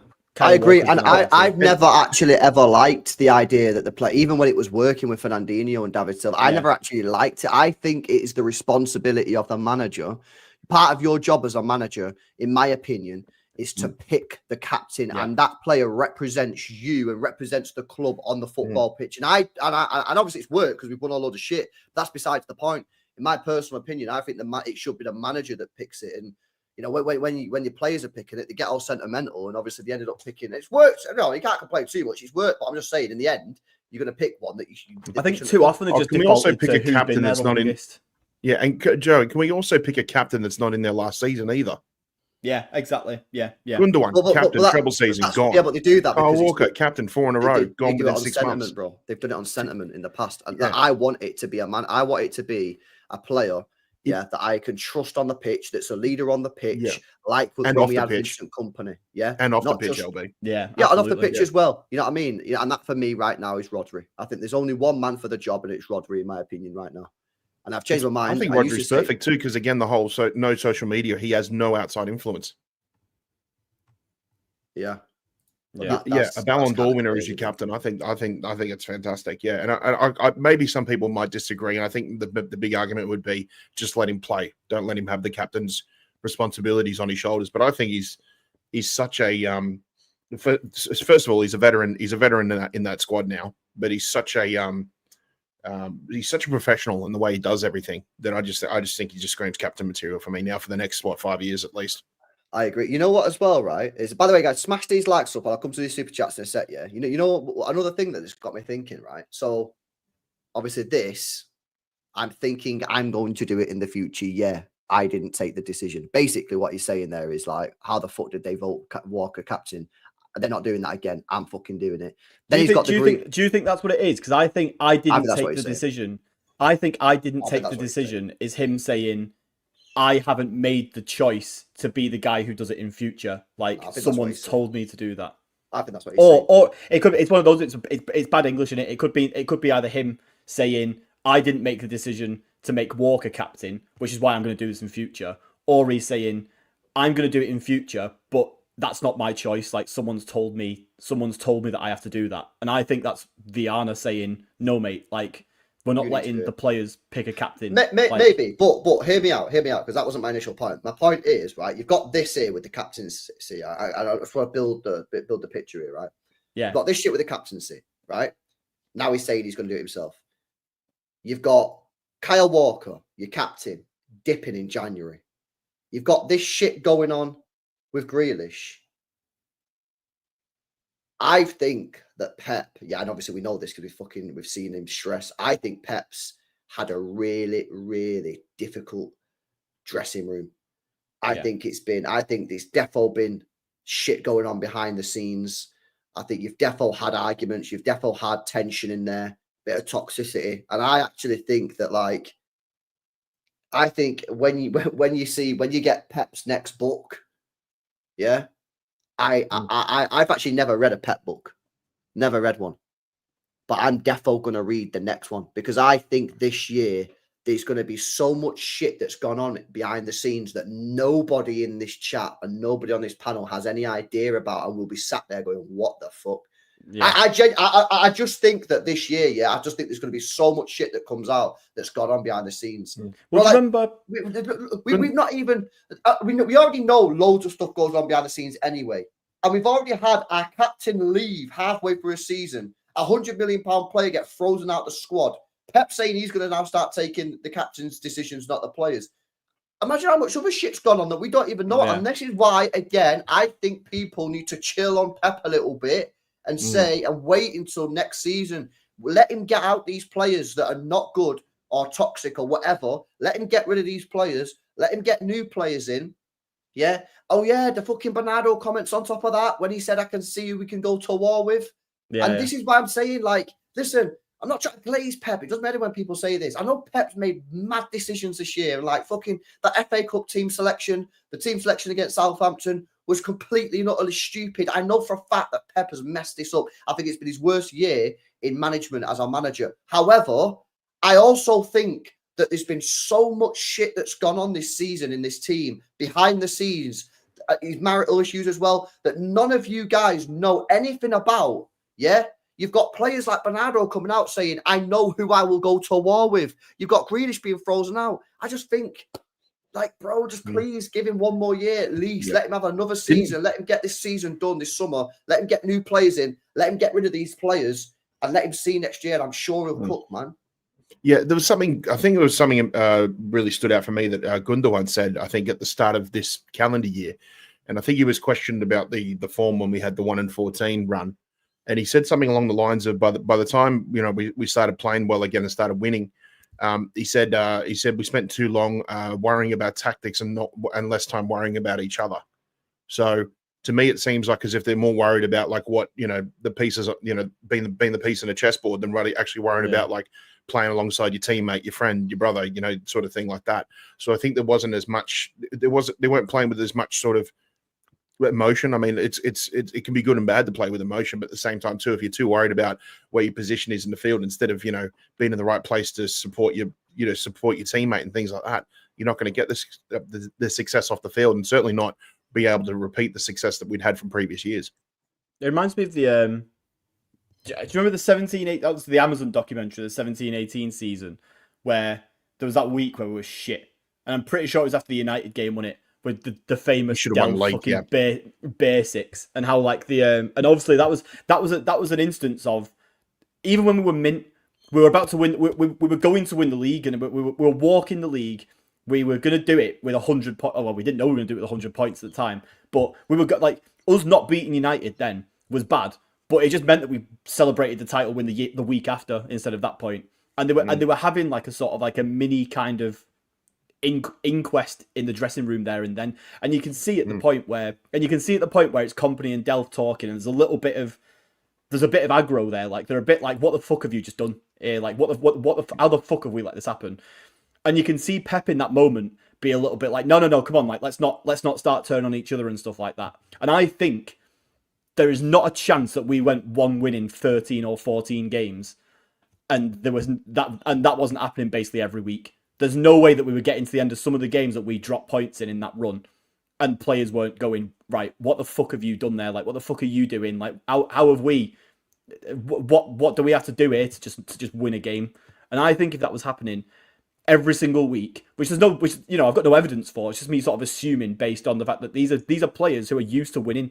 Like pretty much everyone in that squad, with the exception of Savio, and just Savio, because we only signed Savio and Gundogan, didn't we? So like everyone in that dressing room at the time that we're going through that shit run, with the exception of Savio, only knows what it's like to win at Manchester City, and so and they will not have been. They'll have found it very difficult to deal with not winning every single week, and there'll have been like some serious. I think there'll have been some big arguments in that dressing room while that run was happening, especially when. And again, anyone that says otherwise is a fucking idiot. You got one winning 40. Anyone that's played sport at any level, there's fucking arguments all the time in just like Sunday League football, bro. Like I've seen bare arguments in Sunday League, like 5-a-side football people kick off. You think that a group of 25 men, going one winning 14, being laughed at by the world, fan base criticizing them, Pep going sick. You think they're all sat there fucking chilling? Of course, there's going to be arguments, bro, and that's fine and that's healthy. It's a case of like what was going on there, behind the scenes, and this is why for me, and I've seen a lot of people put this in the chat. And I think these people are putting in the chat are spot on. Yeah, I think that you could argue that the outgoings this summer are actually more important than the incomings. Now, obviously, you need both, right? Obviously, you need both. But I think the outgoings this year are absolutely crucial. Yeah. I think getting Walker out in January was like, as much as I was like full on, I hate Walker mode going into January, because I think he'd just become like a shell of a footballer at that point. And obviously everything off the pitch. I think the fact that he went out the door in January, I think maybe that says just as much about what the squad thought of him as what he thought about staying at I think it's bad. Obviously, it's poor form that your captain dips in January and just fucks it off when the going's tough. But I can probably imagine there were a lot of direct conversations in that dressing room where once again Kyle Walker's strolled to the back post and just let their winger tap it in. Where maybe Walker's just thought, you know what, like maybe everyone thinks I'm shit, so maybe I should just go or something. I don't know. Something's that again. This is all just speculation, but I don't think it's the most unthinkable thing in the world that some of the outgoings that we've already seen have been a case of, like Bernardo says, like knowing who you can and can't go to war with, and then maybe that decision's and that's been why made by the squad. That I like, again, people can do what they want in it, but for me, like, this is why I can't turn on Pep, man. Like, I'll criticize him 100%, and I'm allowed to do that. I'm allowed to criticize. You're at my club, innit? You represent my club. You get paid £20 million a year, mate. Yeah, I'm a fan. I'm allowed to give my opinion. But this season, I'm telling you now, mate, I guarantee you, some of the shit that's gone on behind the scenes this year, you wouldn't believe. You wouldn't believe some of the shit. I know. I just know it. I absolutely know it, mate. Like, bro, fucking, I can't believe it, bro. I can't believe not more was actually made out of them Bernardo comments. Them Bernardo comments were fucking insane. Do you hear what he's saying? Yeah. He's basically saying some players in that dressing room don't give a shit. That's what he's saying. That's what he's saying. He's saying some of those players in that dressing room do not give a shit about this badge, about the club, about the fans, That's what he's saying. And I'm just saying that, bro, and then you're just trying to go on Pep all the time. And it's like, fair. It's like he's fucked up pure. But let him get rid of these guys, Yeah, let him get new players in. And then let's see what happens next year. And if he's still making fucking unbelievable starting 11 decisions and like, you're going, what the hell are you doing? Fairs, have the conversation next year, man. But I'm telling you, bro, like I'm telling you, when this guy does his book, this Perrinal guy, yeah, that he does all the books for Pep, innit?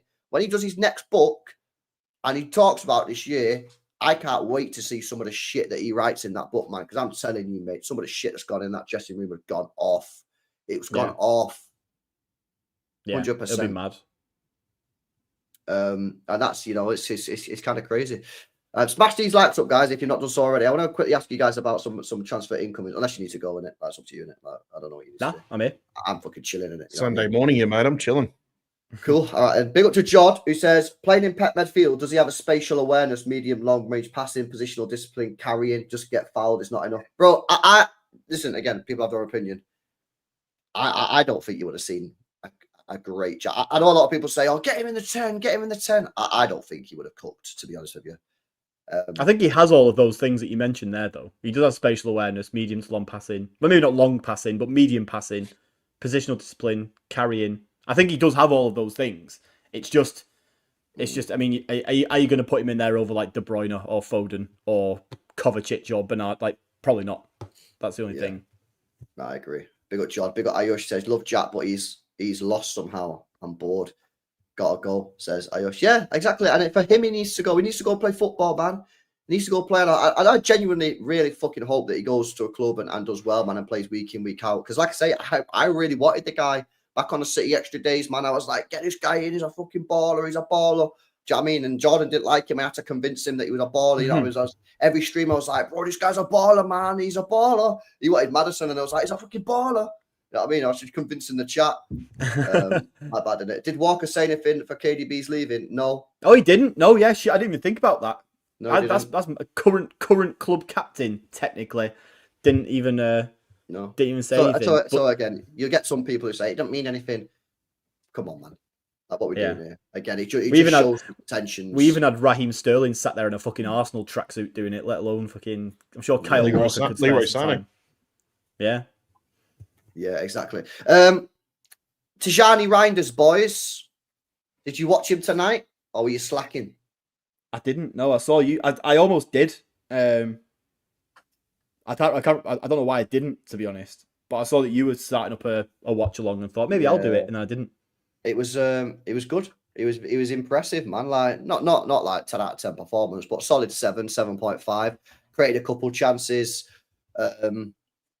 I like the way he carries the ball, plays the ball forward a lot. He's always trying to get the ball going forward.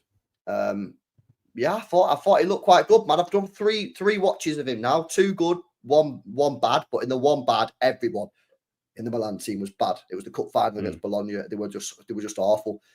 I've seen that as well. Joseph in the chat said Reinders got the best midfielder award in Serie A this season as well.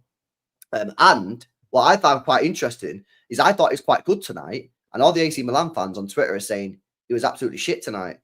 So that's quite interesting how, you know, they're saying that was a bad performance, and I thought it was pretty decent. So that's a good thing, because that means that if that was a bad performance, then we could potentially be expecting some good things, man. But yeah, what you guys making of this Reinders deal? Pat, I'll start with you, mate. Like it's apparently like 60 million quid, 58 million, 60 million quid. He's 26. You know, so you know it's a big move for City. He's got to be a starter, I'd imagine. I don't know how much you've seen of him, but do you rate him? Do you think he's the right player for us? Price? Do you think it's good? No, with all due respect, I haven't had a chance to watch him that much, to be honest. And LB, I'm sure you can let me off the hook when this match was kicking off at about 4 o'clock in the morning on a Sunday. So unacceptable, mate. Yeah, here we go. It's your channel, isn't it? But look. From what I've heard, just looking at just general scouting and that, yeah, it does look like you are, the easy way to just talk about it is sort of like a Gundogan regen. He does look good on the ball. I do like the possibility of him being able to take on plays and shoot from outside the box as well. Something that one we've been good at this season, but also just relying too heavily on maybe certain players to do that as well too. And yeah, look, I'll back the club and anybody we sign, until they don't perform on the pitch, basically.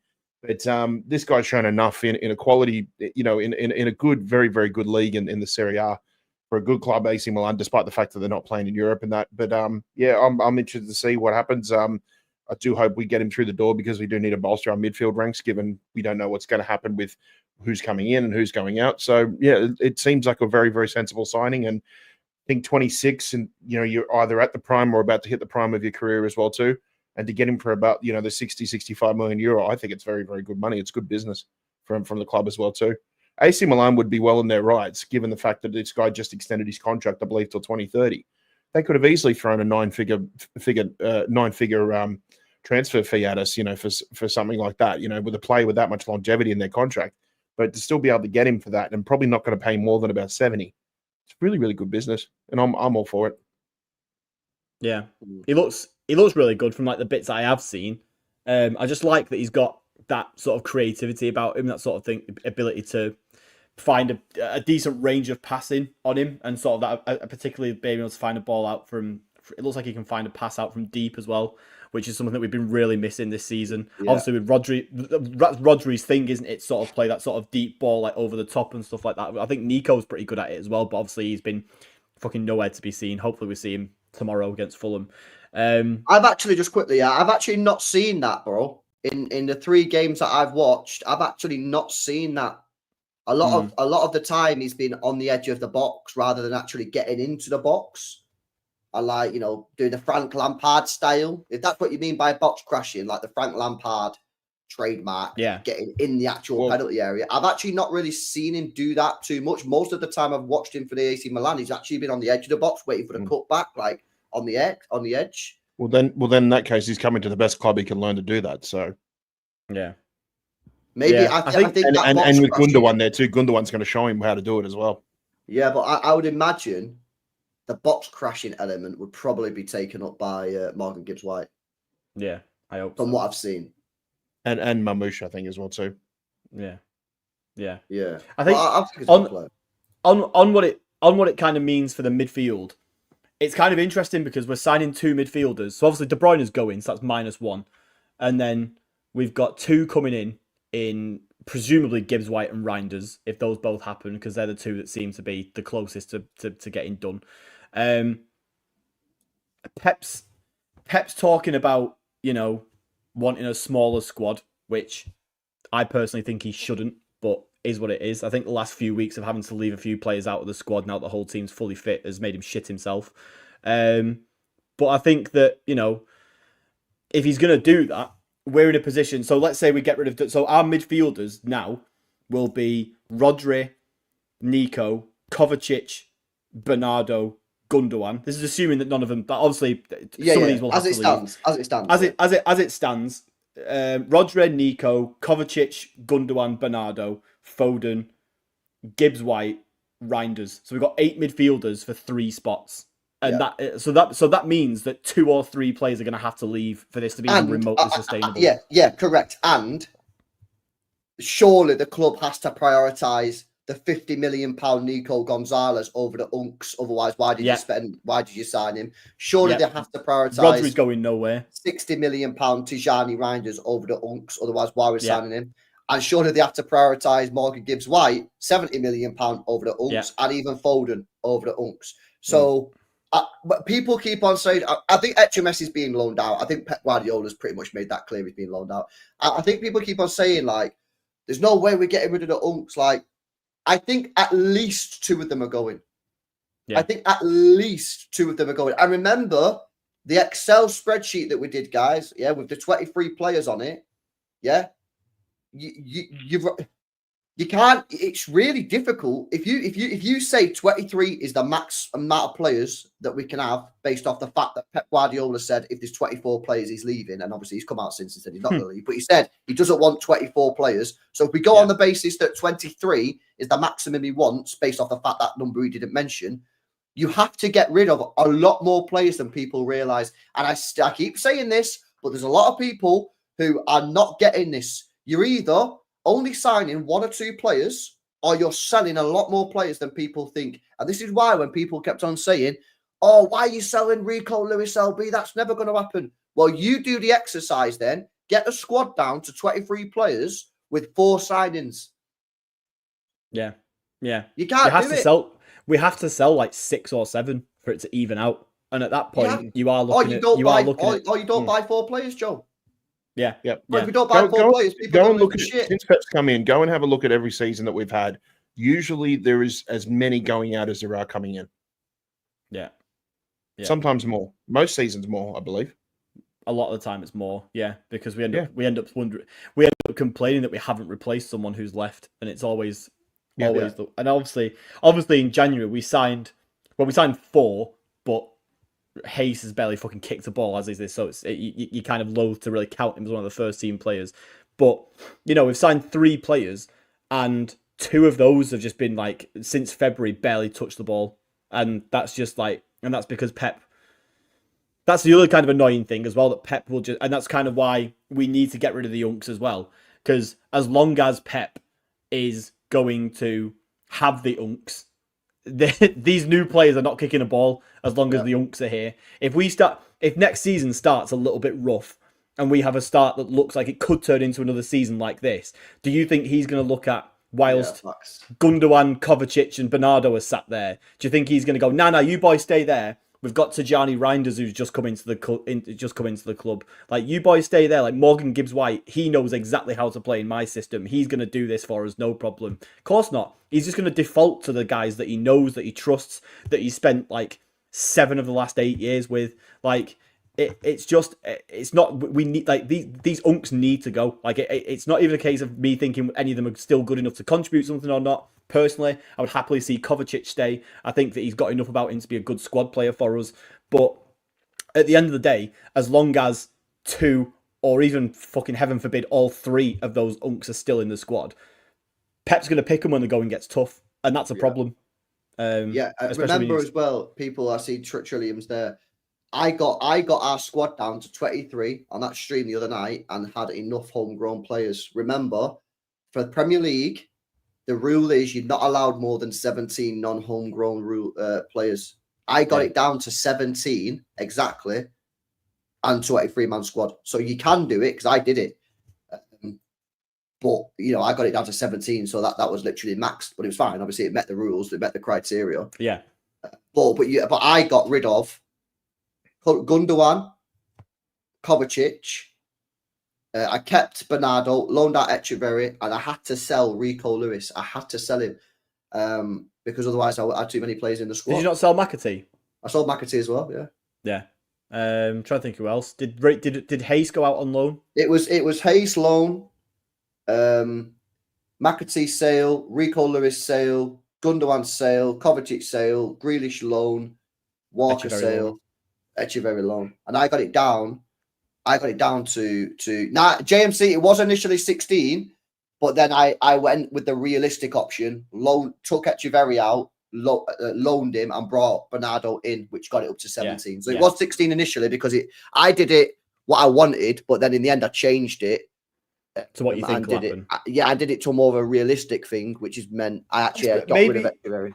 Maybe next season he just has to suck it up and have 24 players. Like, I'm not being funny, but if he wanted to get it down to 23, then he should have let them start on the rebuild last summer, and he didn't. So maybe he's just got to fucking suck it up and just accept that he's going to have a little bit. Joe, I think it'll be 25. I just think you'll have 2 academy players that just rotate every few weeks. If 2 of those players, like last few seasons, we saw like a Jacob Bryan and like Simpson Puzzi or something like that. Before Simpson Puzzi was forced to play this season, but it was always two of his best players in the academy would come in, sit on the bench. And then a few weeks later, it'd be the next 2 that were in form. They'd come sit on the bench.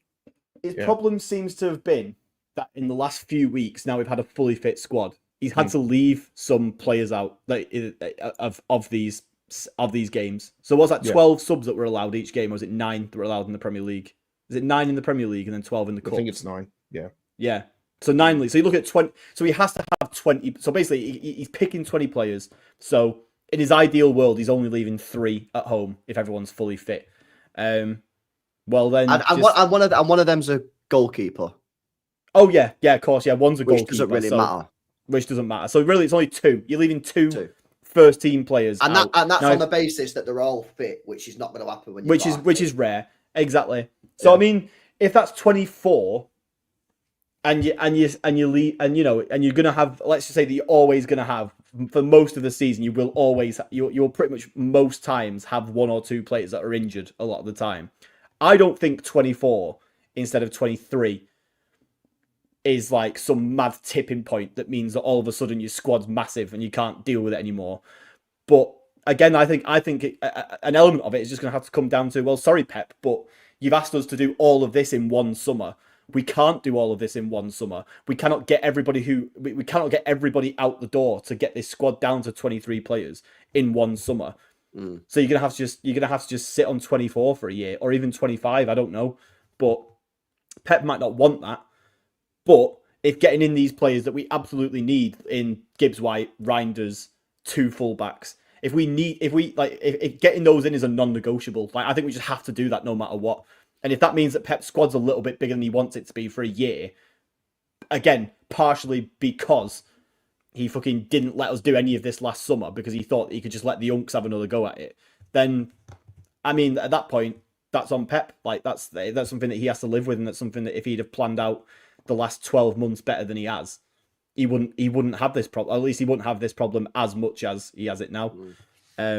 So yeah, I think 23 might be a bit of wishful thinking for Pep personally. Yeah. But if we do get the squad down to there, then cool, like great. But I think that might, if that does happen, then that means that we've probably what it means is if you're getting it down to 23, someone's got to leave, like a Rico Lewis, a Kanji, or Nunes, or Savio or Doku.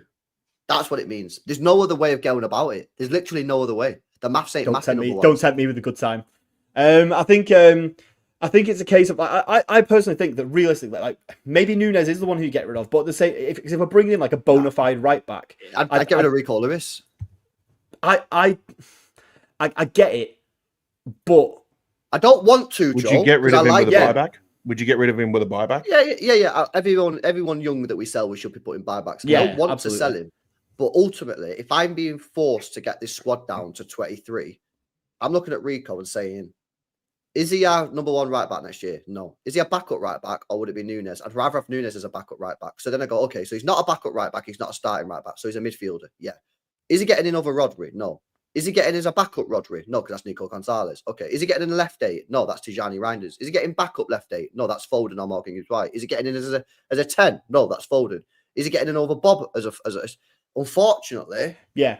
In a world where you keep Lewis, in a world where you keep where you keep Nunes, you cannot keep Rico Lewis really. If you're going to buy a right back, there's no point because we have too many midfielders and we have two right backs at that point.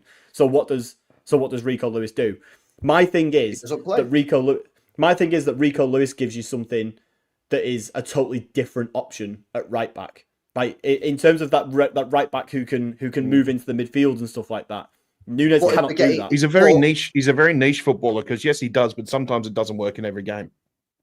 And that's fine. Then you pick the right back that you pick the actual right back that we've signed for those games where it doesn't work. But if we are getting Cambiasso, then Cambiasso can do that.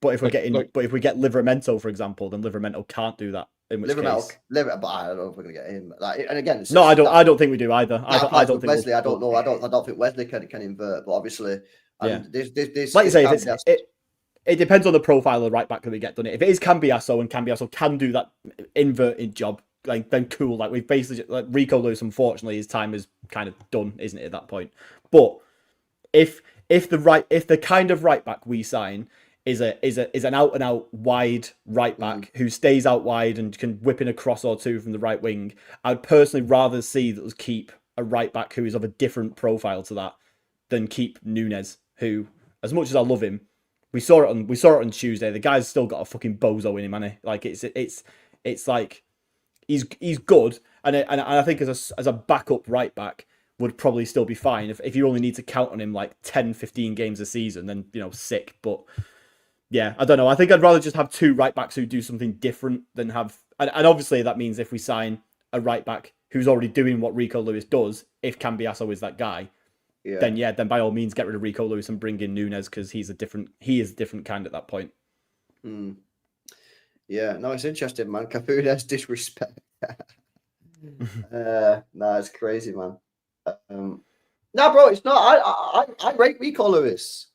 I rate Rico Lewis, but some people are not playing the game. And the game is to get the squad down to 23. And that means you've got to sell someone that maybe you don't want to sell. And for me, it's either Nunes, Akanji, Rico Lewis, or one of the wingers. Well, I'm not selling Doku, and I'm not selling Savio. Nunes has been a better right back than Rico, and I'm not going. I refuse to go into this season with only 4 centre backs, especially if one of those 4 centre backs is Ake. I absolutely refuse to do it. So it's not a case of I don't like Lewis. I like him. You know what I mean? I think he's good. I don't really want to get rid of him, but I'm being forced into this decision as I'm obviously playing the game by what Pep's saying. You know. Yeah, I've said this before on Make Union One. I think I might have said it on previous shows too. It's like Rico's one of those players where it's like, I wish he was 25 already, because I think there's still so much development left in. Because I know he's a small guy, but there's so much development and still so much growing in that player to do. That I'd love to see what kind of player he would be when he hits his footballing prime.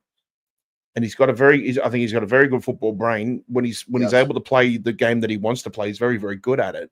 Agreed. But I think like we're still seeing the very young, raw talent, Rico Lewis. And I feel like once he gets to like when he's aged, 24, 25, then we'll probably see the best of him. But by then, maybe the ship's already sailed in terms of where the club's going to be going, in terms of how they're going to play. So I feel sorry for the guy if he does go. But so who would you sell then, boys? In your game, if you play the game, you have to get it down to 23. 3 of them are goalkeepers. So you got 20 positions. Who would you sell? Because for me, you've only got options of you've got to sell for me either Rico, Nunes, Akanji, Doku, or Savio. Is it who we want to sell or who we think well, will go? Yeah, who would you sell? If you was Pep, who would you sell it out of those? Because you've got to get rid of one of them, like by my maths. Well, if it was kind of like you did, I would get rid of all 3 of the unks in the midfield, to be honest, and then that kind of frees up the spot. But if we're assuming that we all know that just won't happen, and therefore isn't even an option worth considering, I don't think you can sell Doku, because that means you've got your wing options are already fucked at that point. Like, we've got so few as it is. I don't really want to reduce it even if I'm not a particularly huge fan of Doku. There's no point getting rid of one of the few options that we have out wide. Even with Bob coming back in, like, it doesn't really help us. Akanji, I'd be fine with getting rid of Akanji, but like he's also been up until he still has his bozo moment in him, but he's been pretty consistent throughout. Okay, so if you get rid of him, Joe, you've either got to go into the season with 4 centre backs, and one of those is Ake. So the first question is, are you happy to do that? Can I not go into the season with Diaz,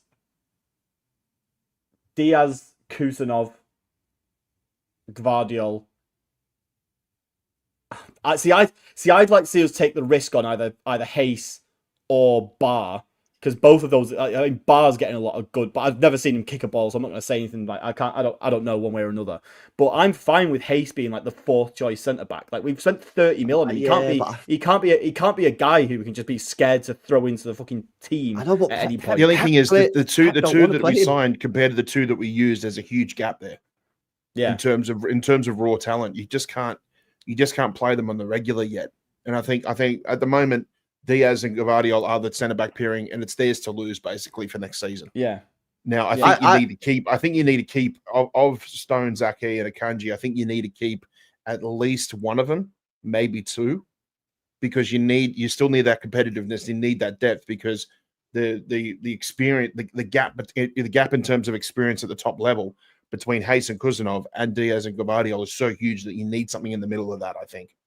And then at that point, you're looking at availability, aren't you? And you can't pick. Yeah. You can't, in all good consciousness, pick one of Ake or Stones over Akanji, given that Akanji's pretty much always fit. And obviously Pep loves him. I just think for me, Joe, I think Bart and Hayes need to be playing week in, week out this season. Yeah. And we can't offer them that right now. And that's why I just think you keep Akanji for one more year as a 5th choice centre back. 5th choice. It's behind Huzanov, it's behind Diaz, it's behind Ake, and it's behind Gvardiol. 5th choice. He's literally an emergency situation, but he's there. And then next year, you let him go. you bring in, and maybe you let Ake go as well next year, and you bring in Hayes, you bring in Well, Bath. When they've had a Stones full is out season. next summer. Akanji and Ake are out in 27. Yeah, So but I think you could even maybe use this summer. You could use this window to focus on your fullbacks and your midfield and attack if need be. Then the following, that's when you bolster your defensive ranks. I agree, but I just think those two young lads need to be playing week in, week out, and I think next year. Do you think Victor Hayes would be a good suit for a season loan at Girona? Because I mean, they had a huge drop off in form this season compared. I want to, him in England, bro. If a real talk, you want to keep him in England. Okay. If we're saying this guy's like legit, we think this guy can be playing for City. Yeah, don't be loaning him out to another country where it's different style of football. Get him in the Premier League, to a team in the Premier League. Give him Bournemouth. Bournemouth are getting rid of Hoyson, aren't they? They can have him. Maybe go Bournemouth or something like that. Say, you've got to play him, otherwise financial penalties, or we can bring him back or whatever. And then we see how he goes. Because, bro, he could go to Girona, he could slam it, come back for City, start, and he's getting bullied. And it's like, oh, yeah, he can't handle the Premier League. Yeah. So, for me, good shout, because I think under that Iraola, I think you'll get some good out of him. Yeah. So it's a good shout. So that's actually a shout. That is a good shout, yeah. Because from the bit that I did see of him, obviously it was against Salford, so you can't really tell. But for me, he looked like he looked comfortable. Like I'm not saying that he is as good as this, but he looked John Stones-esque on the ball. He looked, nonchalant in a way. Like he was just chill. It looked so easy for him. So you want him to go to a club where he can actually like do that week in, week out, and like say Bournemouth seem like a team where that is very much going to be encouraged. They're getting rid of Hoyson. Maybe, I mean, they'll probably, because the amount of money they managed to get for him, they'll probably just spend that on someone who they're getting a permanent to replace him, admittedly. But we've got there's other clubs that are being promoted that might want to play a similar way. I don't know, to be honest. But I'm with you, LB. I want to see him going somewhere in the Premier League ideally, because you don't want to just send him out to another country where the experience that he gets, yeah, fair enough. Like he's getting weekly football, but it doesn't tell you how good he's going to be in a fit. Like he isn't playing against like the physicality of the Premier League, is he? At that point, like you aren't finding out how good he is going to be against, some seriously top level. This was my fair play. I was looking at more business side of things because that'd be the easiest to do business with. So yeah. I know some people in the chat have already seen this, because I've already brought it up, but there's still a lot of people in the chat asking me what the actual list was. So this was my list. Yeah, this is, and again, chat, the players that we bought on the list on the left-hand side, like Costa, it's irrelevant who they are. Yeah, just swap if you don't want Costa, swap it with some other guy. That's irrelevant. What we're looking at is who's gone, which is on the right-hand side, and do we have enough spots for the non-homegrown players? Which in this situation, this was my initial list, but then I made it a little bit more realistic. Swapped out Echeverri, loaned him, and brought Bernardo in. And kept Bernardo. Yeah. So my list, the only change I've made from this is Bernardo for Echeverri. But I think that's a solid squad. I think it gives you mad depth. If you compare that defense to the defense we've got into this season, I think that defense is miles better. This season, we went into this season, right, with Walker as our right back, who's already finished. Rico Lewis as our backup right back, who everyone doesn't even think is a right back. Yeah. John Stones, Akanji, Ake, Diaz, right? And then Gvardiol as a left back. We went into the season with 7 players, 2 of which were homegrown, 1 was finished, and 1 that people don't even think was a defender. Now I've got right back of Wesley or whoever the guy is, I've got, who else have I got? I've got Nunez as the backup. I've got 5 centre backs, in Diaz, Gvardiol, Ake, Huzanov, and Akanji, and then a left back of Cambiasso, wherever the left back is, that could be Aït-Nouri. And then obviously you've still got then Nico O'Reilly, who's in the midfield group. You've still got Gvardiol, and you've still got Ake. Miles better that defense than it was last year. The midfield is stacked, stacked, and then obviously you don't make any changes to the attackers because we're not going to sign anyone. Yeah. But I mean, it's hard to argue any of that, really. To be fair, it just comes down to like nitpicking of like, would you keep Ake or would you keep John Stones, or would you keep would you keep Bernardo or would you keep Kovacic or Gundogan? I don't know. Like those are the only things where it's like the only real sort of question marks. But it's a shame because I like Rico Lewis and I think he's a really good footballer. And I think there is, especially in a Pep system, it feels like that is the place where he would where he'd thrive, because I think that that ability to sort of move in from right back, even if obviously he's not got the physicality to be like a serious Premier League right back, unfortunately, because like you just can't be that size at right back in the Premier League and be okay.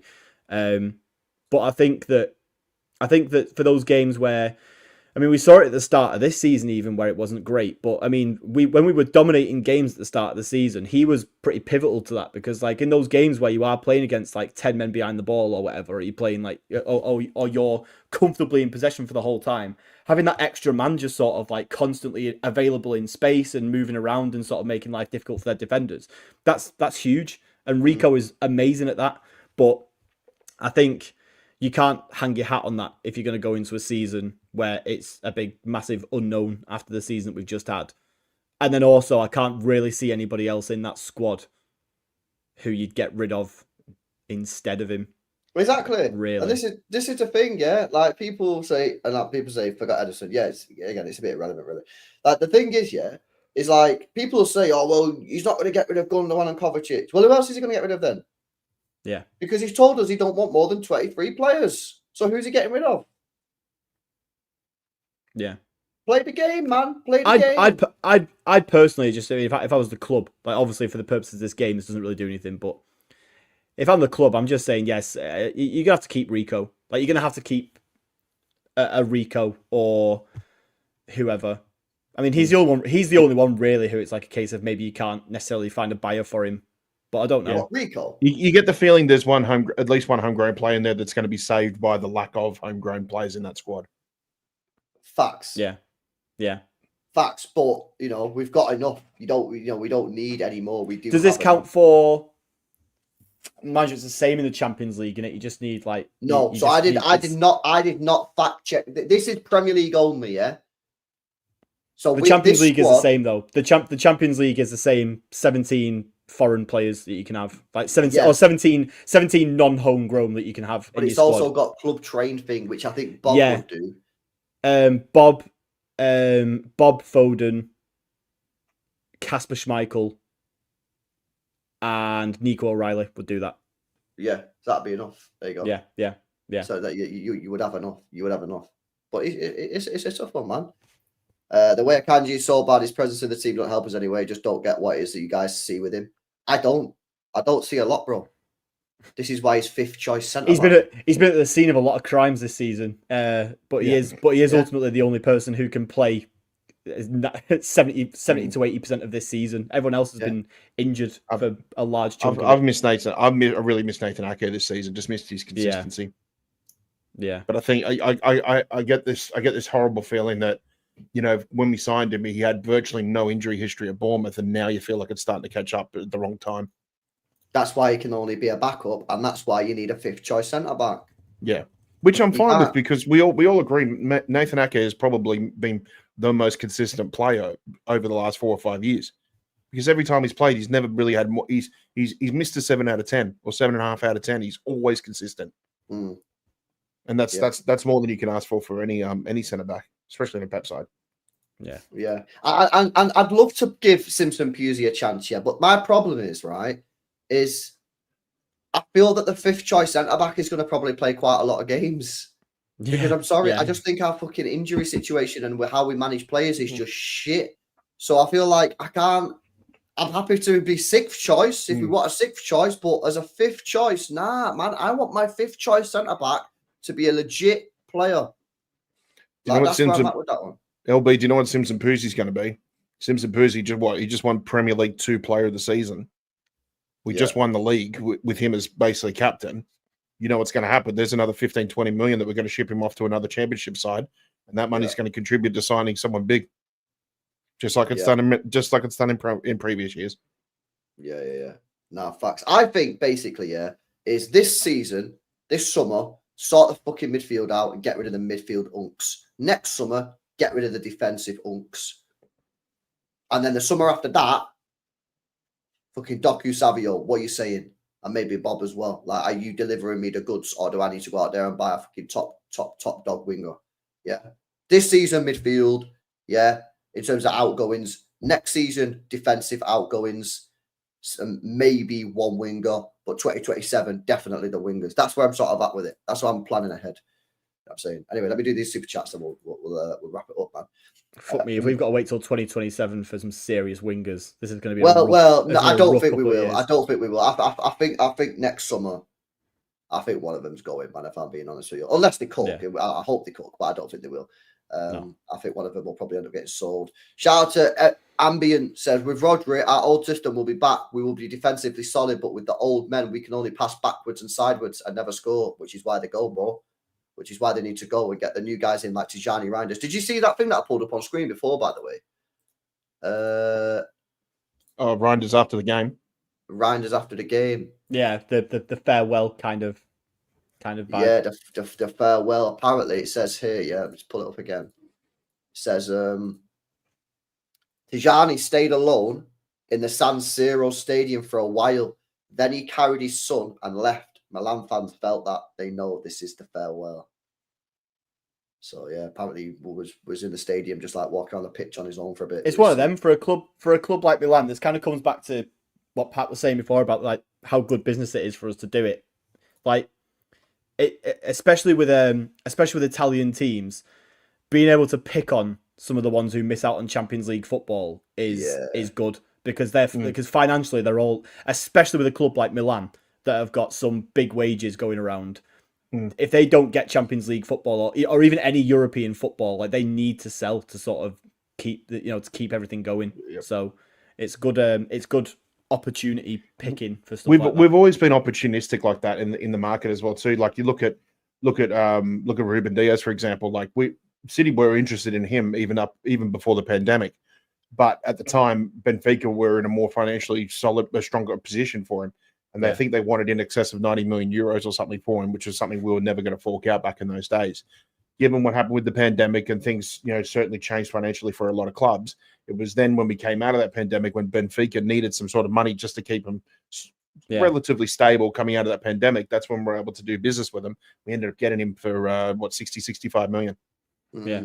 Was it the same with Ferran Torres at Valencia as well? They were in the shitter financially, weren't they? And we just kind of that was more because of their owner than it was anything to do with the pandemic. But yeah.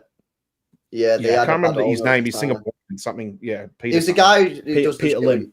Yeah, Peter Lim. That's it. Yeah. Neville, isn't it? Yeah, he's a huge rag. He's a massive United fan. Yeah, no, facts. Shout out to Perfect Soul says Napoli are offering 6 million a year to KDB. It's 120k a week. Kicked out KDB for 220k. Spent 80 million on Morgan Gibbs White. Says Perfect Soul. Sounds like he's not happy with that. I think KDB is going to love life in Napoli.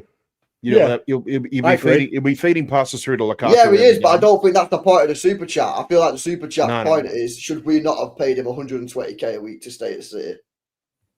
Yeah, the fact that we didn't even have a discussion and just sort of said, "Nah, you're out." Like, I feel like I've said this before in a previous one, I think, but I think Kev is unfortunately paying the price for how sentimental we've been with everybody else, and we've come to a point where facts in a year. So let's say last year we'd have got rid of, we'd have not let's say we hadn't re-signed Gundogan. Let's say we'd kicked out Kyle Walker and replaced him already. Let's say Bernardo finally got his move last year and we got in fucking João Neves or someone to replace him. This season, maybe we look at the Kevin De Bruyne situation and we can go, you know what? Yeah, let's give you another year. 150 grand a week, just, cool. But I think the club are so fucking terrified of what happens if you hold on to these players for a year longer than you should do because of this year we've just had. Then unfortunately, which goes back to what LB said at the top of the show. I think with Cheeky, we were a little bit too bad. It was everything was based on too much on emotional attachment. Yeah. And Viana's going to come in. It's all going to be business. He's going to be cold. Not exactly cold-hearted, but basically he will just be thinking with a business mind. He'll be saying, thinking "Are with you his good head? enough? He will be thinking with his head, never with his heart." Yeah. But we also don't know, by the way, if Kevin would have accepted a 1-year contract. Yeah, 3 years at Napoli on that kind of money is security that we almost certainly would not have given him. So I mean, there's a lot of City fans already who are like, "Yeah, he's defo ready to go." Like, he is not good enough for Manchester City anymore. Like, what about if Kevin wanted a 2 to 3 year contract? Like, we did that with Walker. Yeah, and realistically, we should have let Walker go at the end of the treble year because there were signs of decline in the treble year. That's a fact. That's why that's one of the reasons he didn't play in the Champions League final. We didn't. We gave him a 3-year contract. The season after, he started to fall. Yeah, he started to fall off, and then this season, fuck me, he completely fell off. Yeah, so like, do we really want to see that with Kevin De Bruyne? Probably not. You do need to get a replacement. Shout out John to can't sell Rico, fly him to Dagestan and wrestle bears. Nah, big up to you, man. All right, then, boys, we'll wrap it up. That was a good chat, man. Enjoyed that. But yeah, just to recap, chat. Yeah, Grealish is on the way out. He has not been selected for even the match day squad, which is, insane, really. I think, I've seen Stefan Boston's tweet before said it's not really any different. I think it is different. I think being selected for the match day squad and being on the bench, even when you're not coming on, I think that is completely different because the optics are different. When you're not even selected for the match day squad, that is completely different to being selected for the match day squad, but being on the bench, in my personal opinion. But anyway, there we go. Yeah, absolutely. All right, big up. Obviously, guys, you can find Joe's on the City Ramble podcast, daily podcast on City Ramble. So make sure you guys are checking them out on the podcast apps. Obviously, you guys know where Pat is, man, on the Mancunian way as well. So big up both of you for jumping on this random stream. I wasn't even going to do it, but then the news broke about Grealish, which is kind of crazy. And people asking about Rodrigo, I spoke about it for 10 minutes at the start of the stream. I think it's sort of BS, but if you want to see what my comments were, go back to the start of the stream. It was the first thing I spoke about. But yeah, all right, big up Joel, big up Pat, and guys, we'll catch you in the next one. I think League Gunners Live doing a Champions League victory celebration for the Arsenal women. So what phase is Slegger's in? Is that what she's? So I love that guy. Yeah, we got a couple of our Matildas in that Arsenal squad too. So. Oh really? Well, I'll redirect you there for the League Gunners celebrations Champions League. Make sure you guys spam Warrior UCL. You guys make sure when you raid the channel, put Warrior UCL, guys. Big up. See you later. Laters.